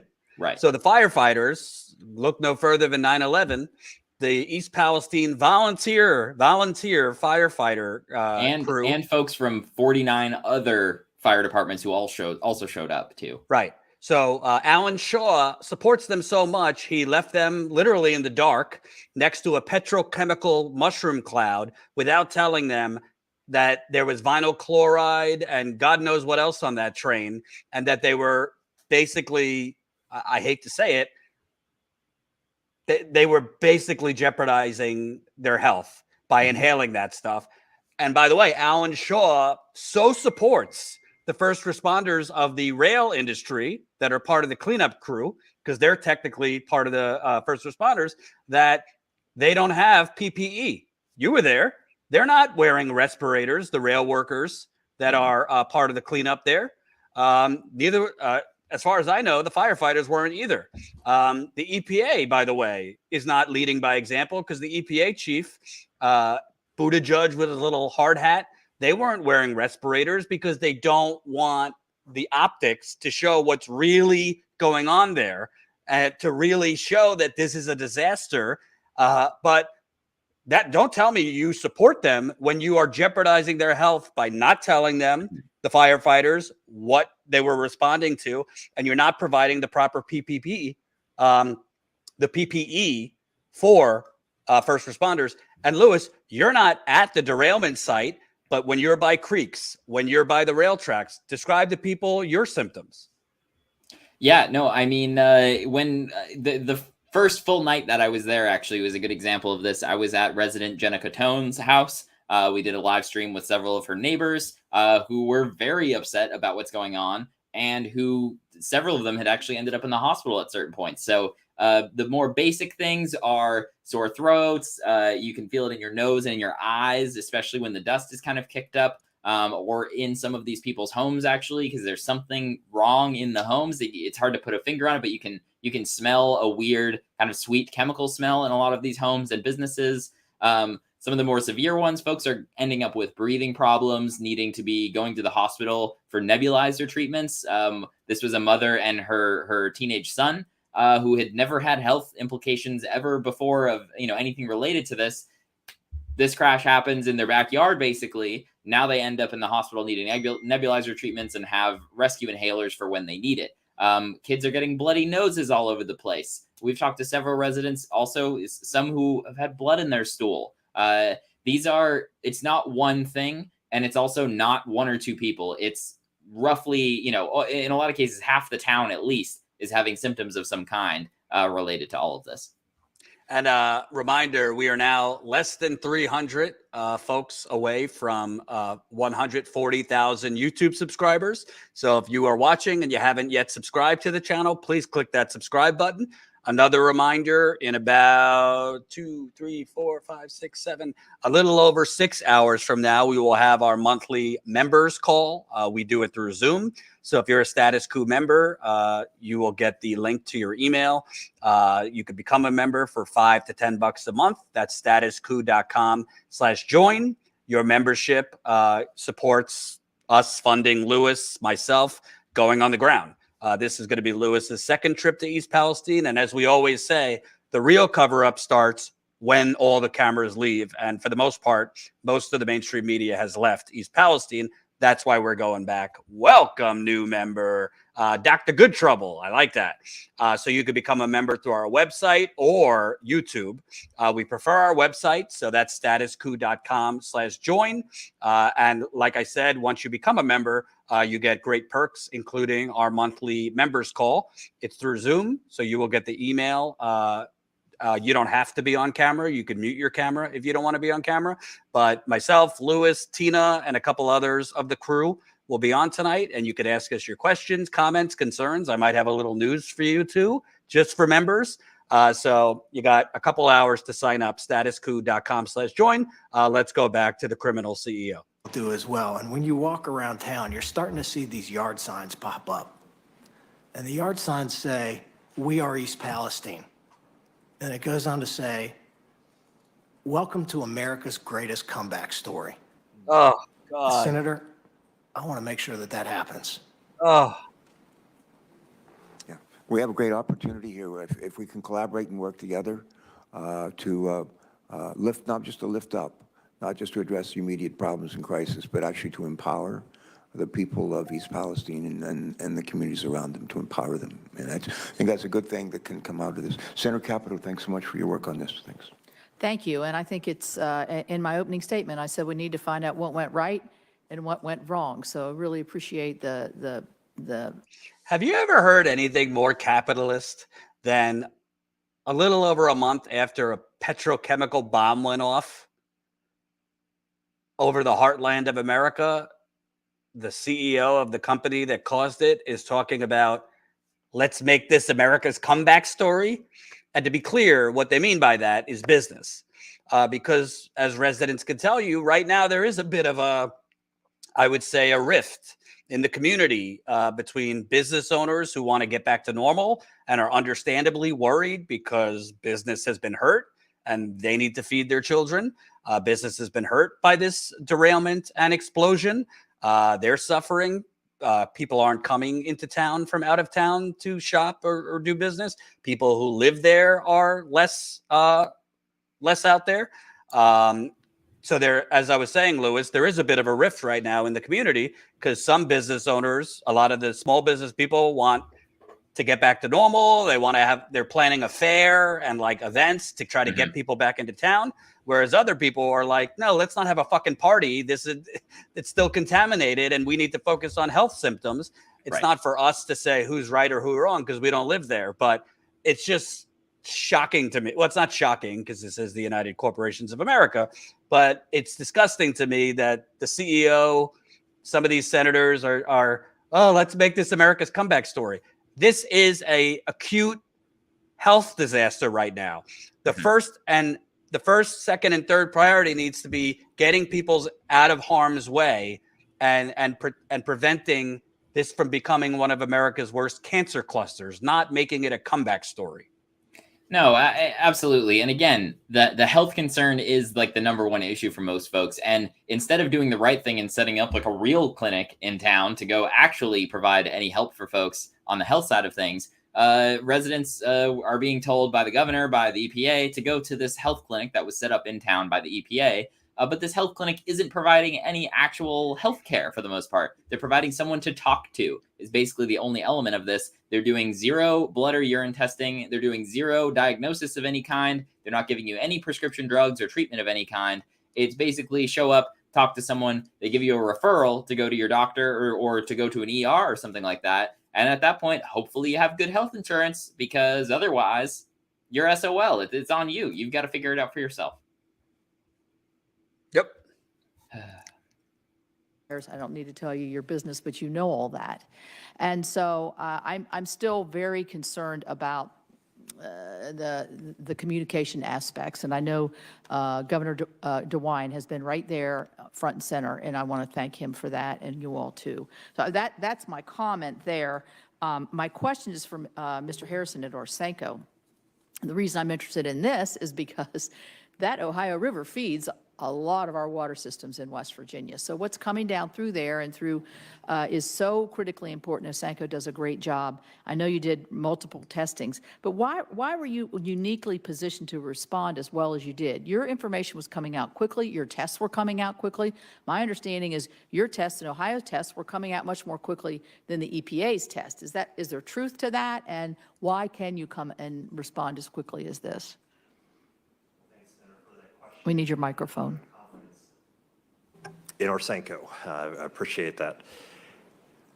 We have been working to protect the Ohio River as a drinking water, industrial water supply for 75 years. And so through our preparations, I have a great team of 22 professionals and our partnerships. We've been doing this for decades. And so as we work with the drinking water utilities. We have a partner, Greater Cincinnati Waterworks, that ran companion testing with us. So we had results that we could put on our website that went through proper QA/QC very quickly. We had the encouragement of Governor DeWine and Director Vogel to get that up there as soon as possible. And so we've been doing that. We've been able to show a map of where the sampling is occurring, and we've been able to update that as we get new results from Greater Cincinnati Waterworks. And then we also have our screening data. So this is something that we prepare for. We work closely with our 30 drinking water utilities, our state agencies. And so although this is certainly a challenge, we respond and work through numerous spills. And so this is through preparation. Does anybody want to comment on my communication tirade I just had? Is there a ways to improve that? Or am I over-exaggerating? I'm just looking at it from the eyes of a homeowner sitting in East Palestine, seeing this mess in front of them and trying to figure out when can I make sure that I can bathe my child in the water and feel that it's 100% safe?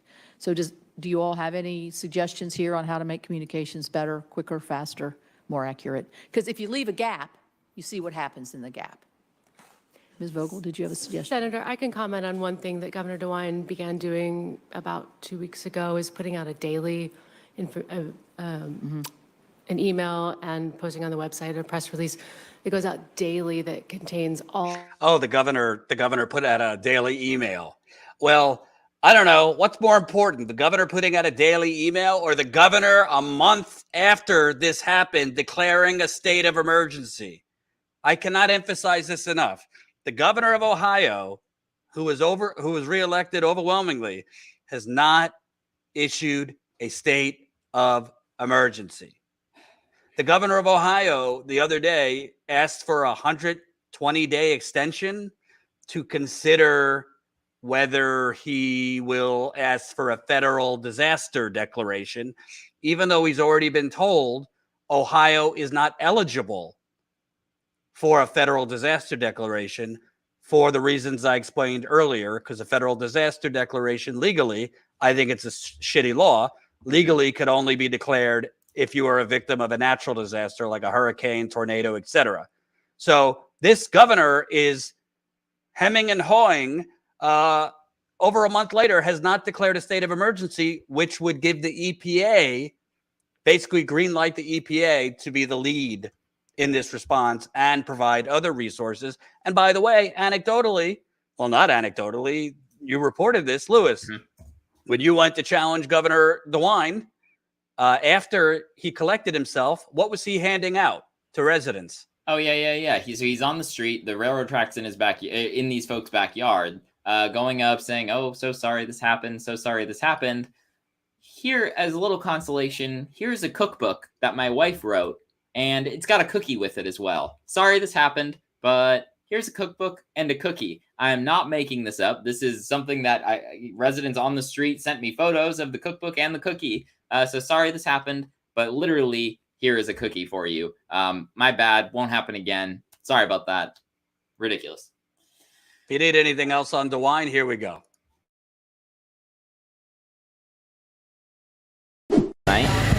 As trains are rolling through, chemicals or something is kicking up into the air. Folks are getting sore throats every night. I've had residents here, sorry about that, had residents here actually messaging me, texting me, really concerned about this. They've got kids who live here. What do you say to these folks who live right here? Some of them are developing rashes and stuff. They're being told the water is safe.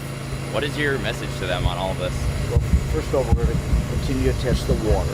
We're going to test the village water. It came back safe, but we're going to continue to do that every week. So that's going to be an every week process. We're going to do. Also, we're opening up today a clinic, and that clinic is a free clinic. Anybody's got any kind of medical concerns that they think may have been caused, by the train derailment, we want them to come in. These folks have been given results to the water testing that are accurate. I mean, a lot of these folks are rightfully untrustful of these tests. The initial tests that were done were being done by Norfolk Southern. No, look, they were being hired by independent contractors from Norfolk Southern, correct? Look, these are tests. The tests that we are doing, we're doing double testing. So the testing is being done by the Ohio EPA or the US EPA. Okay, that was not the case to start, though. Well, let me just, why does we continue to do that testing. Gotcha. One more question, if that's okay. So what took so long to get FEMA involved here? Go ahead. What took so long to get FEMA involved? Look, the most important thing was reaching out to the federal government. You would, on an interview I watched, you said straight up that the President Biden said that he would provide aid. I don't think he's done nearly enough, and I think a lot of residents here do. But you said you didn't return the phone call. It seems like it's been thing after thing. I didn't say that. Look, the president called me and said, anything you need. I have not called him back after that conversation. I will not hesitate to do that if we're seeing a problem or anything, but I'm not seeing it. Why isn't there federal money now for these people to move? Well, there should be, but Governor DeWine has to ask FEMA to come in, and he hasn't done it yet. You didn't say that? No, I did not say that at all. And how many reporters were standing around with their hands in their head? There were 4 or so other journalists there and about 5 other cameras. No one asked the man a single question. I was tipped off by a resident who had interviewed the night before. The governor's on my street. No one's asking him any questions. Get over here now. I got over there. We literally ran up, basically, got those questions in, got him to talk to us for a little bit. Obviously, he lied there. He also tried to twist the words on the testing and kind of dodge the question on Norfolk Southern doing the initial testing, which is true. It would literally had been up until it was like the day before that the EPA had started doing their own kind of like testing beyond it. So up until that point, basically every test that had been done by a contractor hired by none other than Norfolk Southern. And who expertly produced that video to put the clips in showing he was lying at the right point? You and Colin worked on finding that stuff together, so it was me, but that's okay. You could give Colin credit. Here we go. We've been a bipartisan hearing. People, if people around the country who thinks we never work together here, we don't accomplish anything, cooperate on anything, they'd be pleasantly surprised if they could be in this room with us most of the year. That's the way we work together and we get a lot done. But today's hearing provided some much needed answers for the American people who learn more about what happened the days and weeks after the Norfolk Southern train derailment and subsequent release of chemicals. We've also learned that EPA. So, Louis, it sounds like they're winding down, and I got to be honest with you. Maybe I'm a little bit harsher. You're a little younger than I, so you'll get to where I am at some point. But I don't know what he's talking about, that we've gotten a lot of the answers. If you're a resident watching, and we will get responses from residents, I don't know if they got the answers they're looking for about their safety, their children's safety. Right. Are they getting sick as we speak? What can they really do about their health symptoms? Because as you reported when you were there, the health clinic is a joke. It's basically like a consultant. They're not actually treating people. They're just referring you elsewhere. As far as I know, they have not provided expanded Medicaid or Medicare to residents yet. And they're going to need expanded health care because regular internist doctors are not going to be able to treat chemical burns or carcinogens or chemical bronchitis or, these kind of cancers. We could go down the list. They're not answering why they allowed children and other adults to be around that creek and inhale those contaminants. I haven't really heard much. And of course, the very few moments that the CEO was grilled by Bernie Sanders, Sheldon Whitehouse, we just got a lot of vague non-answers. We'll do the right thing.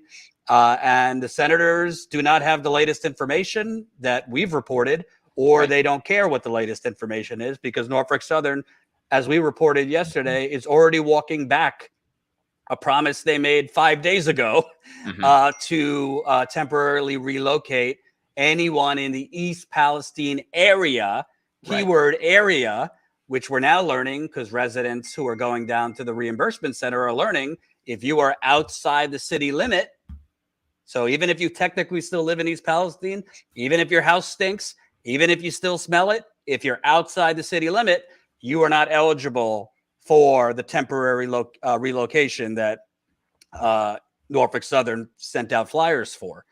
I mean, I just feel I'm glad they did a hearing, but for the most part, it seems like a dog and pony show. I don't expect much better because most of these, it's not even just the direct donations from Norfolk Southern. We got to understand every industry across the board, railroads, healthcare, big oil, Silicon Valley, you name it. Wall Street is heavily invested in every single one of these industries, particularly the railroads. Who is the largest owner of railroad companies in America? Patron saint Warren Buffett, who the media slobbers over. And by the way, Warren Buffett was one of the biggest owners of the Dakota Access Pipeline, which Standing Rock was about. You didn't hear that in the media. So they're all bought off by Wall Street, Republicans, Democrats, it doesn't matter. So it's the system that's rotten. It's not even just the direct donations they take from Norfolk Southern. They get money from Wall Street. They're getting money from so many different special interests that are all indirectly or directly invested in the railroad industry. It would not shock me if we had reporting on some of these senators have stocks themselves in the railroad companies. Right. The New York Times did a piece a couple months ago on all the senators and congresspeople and all the conflicts of interest in terms of the committees they serve on and the stocks that they're invested in, which are directly woven into those committees. No wonder Nancy Pelosi didn't congratulate Amazon workers who became the first unionized Amazon workforce, because she's heavily invested in Amazon. I mean, I could go on and on and on. Right. But the true victims here of this dog and pony show are the residents. And I'm glad that at the very least, I'm glad they have Erin Brockovich on their side and Erin Brockovich's team, because it does not seem to me that they're getting the help they need from these senators. No, you're right. I mean, absolutely not. And like to even say that they got any answers today is ridiculous. Anyone who lives in East Palestine knew every single thing that was brought up today by the CEO, by the head of the EPA, by all of these folks. Everyone essentially just resorted to their talking points. Alan Shaw didn't give a definitive answer on a single thing. Basically, the entire hearing. I mean, again, wasn't expecting him necessarily to, but it would have been a nice, pleasant surprise. Again, I don't think anyone's going to be surprised about that. You know, we heard some questions coming from senators and whatnot, and they're all in there for their moment to try to stand out and try to pretend like they care about this. But again, the real time we're going to find out if they actually care is in the next week, 2 weeks, 3 weeks, if they actually try to pass some legislation. Unfortunately, at that point, as you mentioned earlier, it's going to be too late for the residents of East Palestine. The residents of East Palestine have already had this happen. They're already getting sick.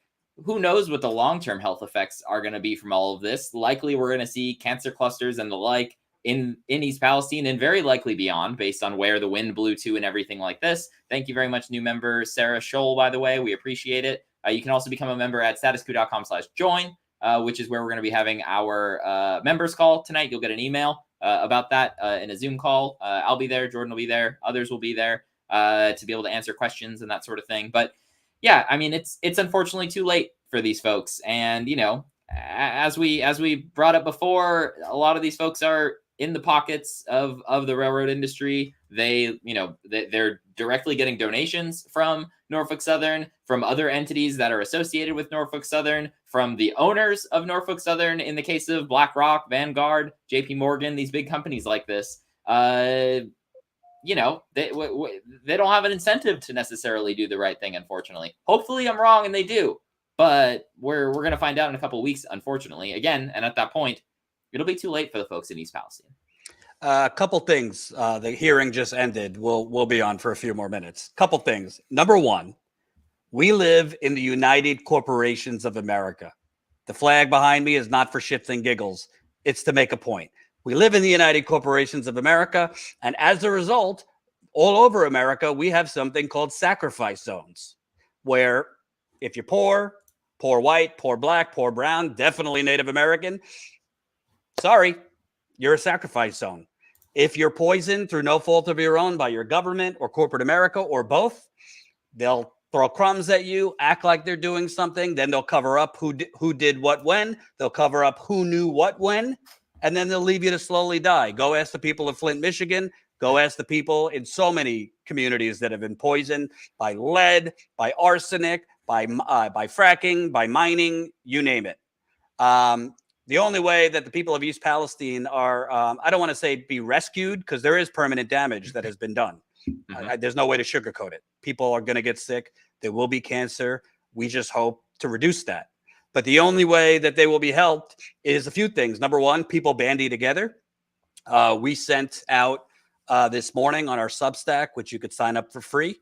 That's statuscoup.substack.com. We sent out on our Substack just individual GoFundMes.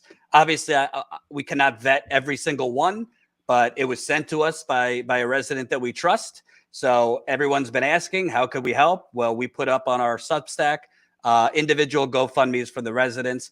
If along the way we learn of organizations that we think are credible, we will give you that information too on how you can donate. Secondly, demand that the media don't do what they did to Flint and so many others and cover this for 5 minutes and then move on to Trump and whatever other bullshit.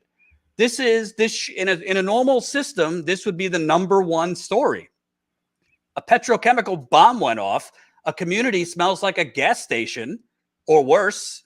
People's homes. We're hearing from residents that have been staying at hotels. Zhuza told us she came home yesterday for the first time in a while. Her house smells worse than it did. It reeks. And they're saying it's safe. It's just crazy. And these people don't deserve this. And that's why we're going to continue covering it. And to be clear, it's not cheap to keep sending Lewis back. Obviously, we got to pay him. He's young and handsome and smart and has a lot of good reporting ahead of him. But we got to pay him, camera people, flights, hotels, rent a car. It's not going to be trending this time when he goes back. It probably won't even be in YouTube search anymore. When you keep going back places, it has become normalized and it's less urgent and no one else is covering it. That's when it's more important to cover it. That's when it's more important to unnormalize what should be still a lead story. In my view, Flint should still be a lead story 9 years later, because an American city with 90,000 people still doesn't have clean water after 9 years. In another country that would not happen in most wealthy countries that care about its people and have basic social benefits for their people. But number two, or I don't know whether that was 1 and 2. You're beyond 2, I feel like, but that's okay. Number three, how I always look at it, what if it happened to you? Right. What if it happened to you? It's not beyond the pale that it can happen to you, because we live in the United Corporations of America. So if it happened to you, Would you want people to just move on after a week or two of media coverage? Would you want the people to forget you? Would you want the people to mention you once in a blue moon? I love when the people pretend to be Flint warriors. You remember when at the White House Correspondents' Dinner, the comedian dropped the mic at the end and Flint still doesn't have clean water. And then all of a sudden, everyone on Twitter still cares about Flint until the next day when they forget it again. Right. So we can't forget. I don't care if the people there are liberal, conservative, libertarian. It doesn't matter. These are people. I don't care if they voted for Trump or not. None of that matters. What matters is these are human beings. And if you, whatever you are, whether you're progressive, conservative, libertarian, if you believe in the principles of humanity and the collective, that we are all in this together, then you should care about the people in East Palestine as much as you would care if it happened to you. That's how I view it. And, you know, we're going to stay on this as best as we can. It takes resources. If we could grow our membership, I'd love to make Louis, full-time. He's got other gigs. We don't take money from banks. We don't take money from fossil fuckers, big pharma, big real estate, Silicon Valley, the military industrial complex. Our funding comes from you. So if it's within your means, it's the perfect day to do it because tonight is our members call. That's through statuscoup.com/join. If you become a member before tonight, the call is at 7 o'clock Eastern time, 4 o'clock Pacific. So if you sign up, statuscoup.com/join, you will get the link in your email. It's through Zoom.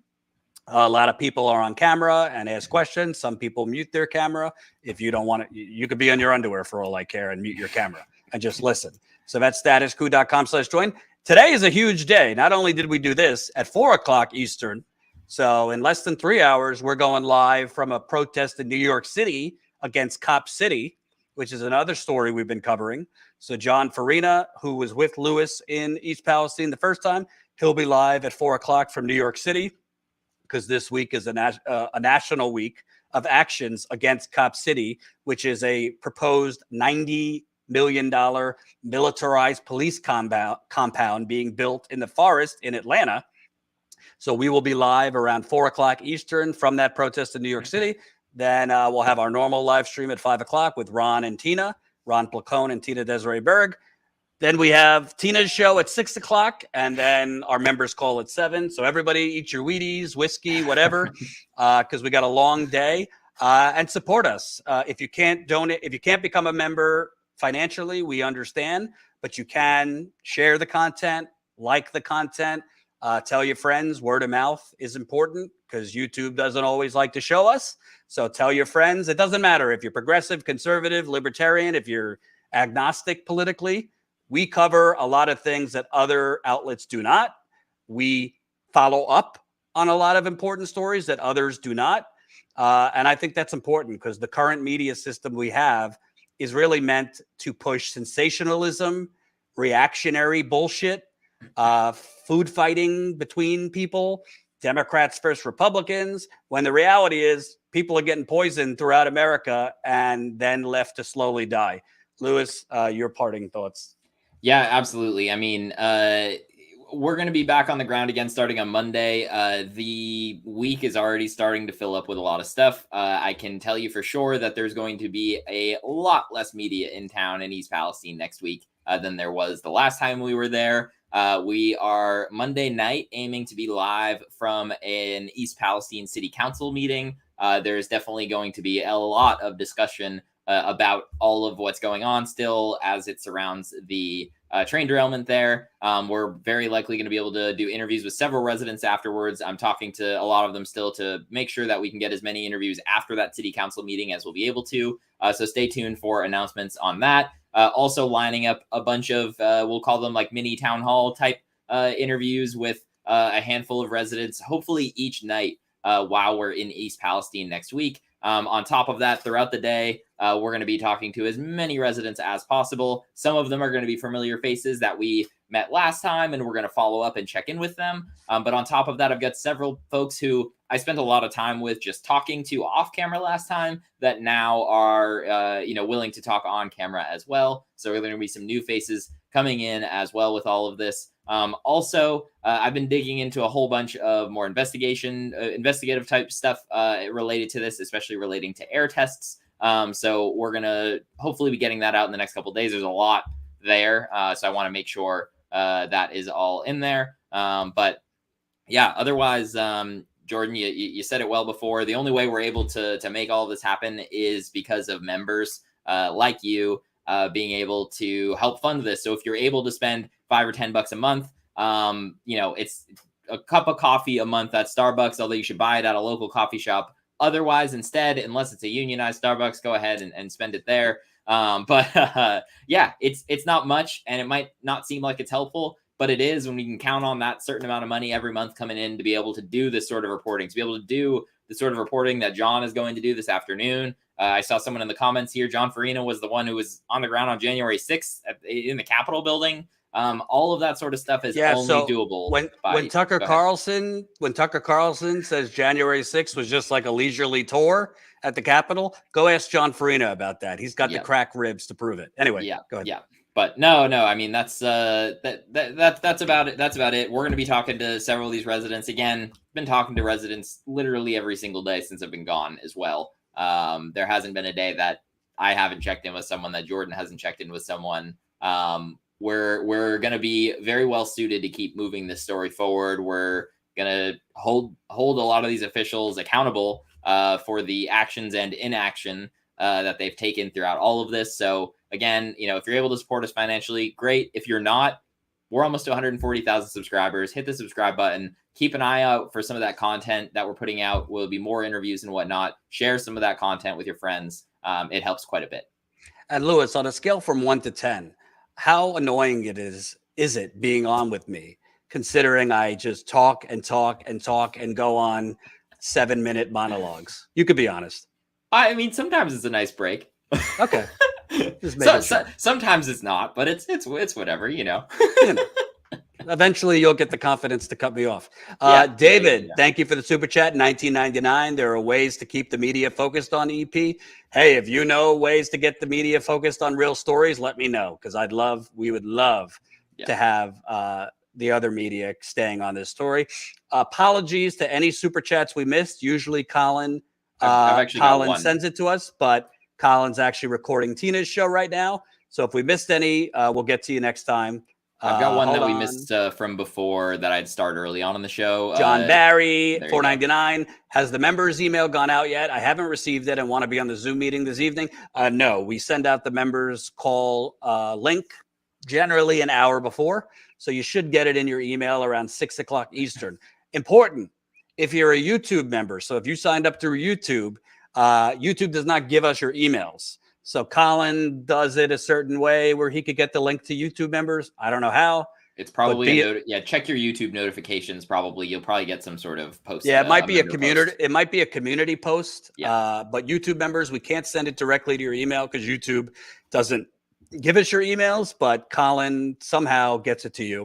Mm-hmm. Status Coup members to our website, you'll get it to email. If you have any issue where you haven't gotten it about an hour to two before, if you haven't gotten it like a half hour to an hour before the 7 o'clock call, just email info@statuscoup.com and we'll make sure you get it. Welcome new member, Foggy Ozark. Love Ozark is a great show, by the way, on Netflix. And this was a super chat we missed earlier. Nathaniel Turner, $5.99. Excellent work. So proud of you and all of Status Coup. Thank you, Nathaniel, for that. Yeah. So if you signed up on our website, you'll get the link probably an hour before the call. And if you signed up through YouTube, you'll get it. I think Colin does it as a community post. So on YouTube, we have a community section where we do polls and updates. So I think you'll get it there if you signed up through YouTube. Thanks, everybody, for watching. By the way, I asked Louis to do this like 45 minutes before the hearing started. So thank him for jumping in. And we'll see you at 4 o'clock Eastern. We're going to be live. So in 2.5 hours, we'll be live from the Cop City protest in New York City. Take care.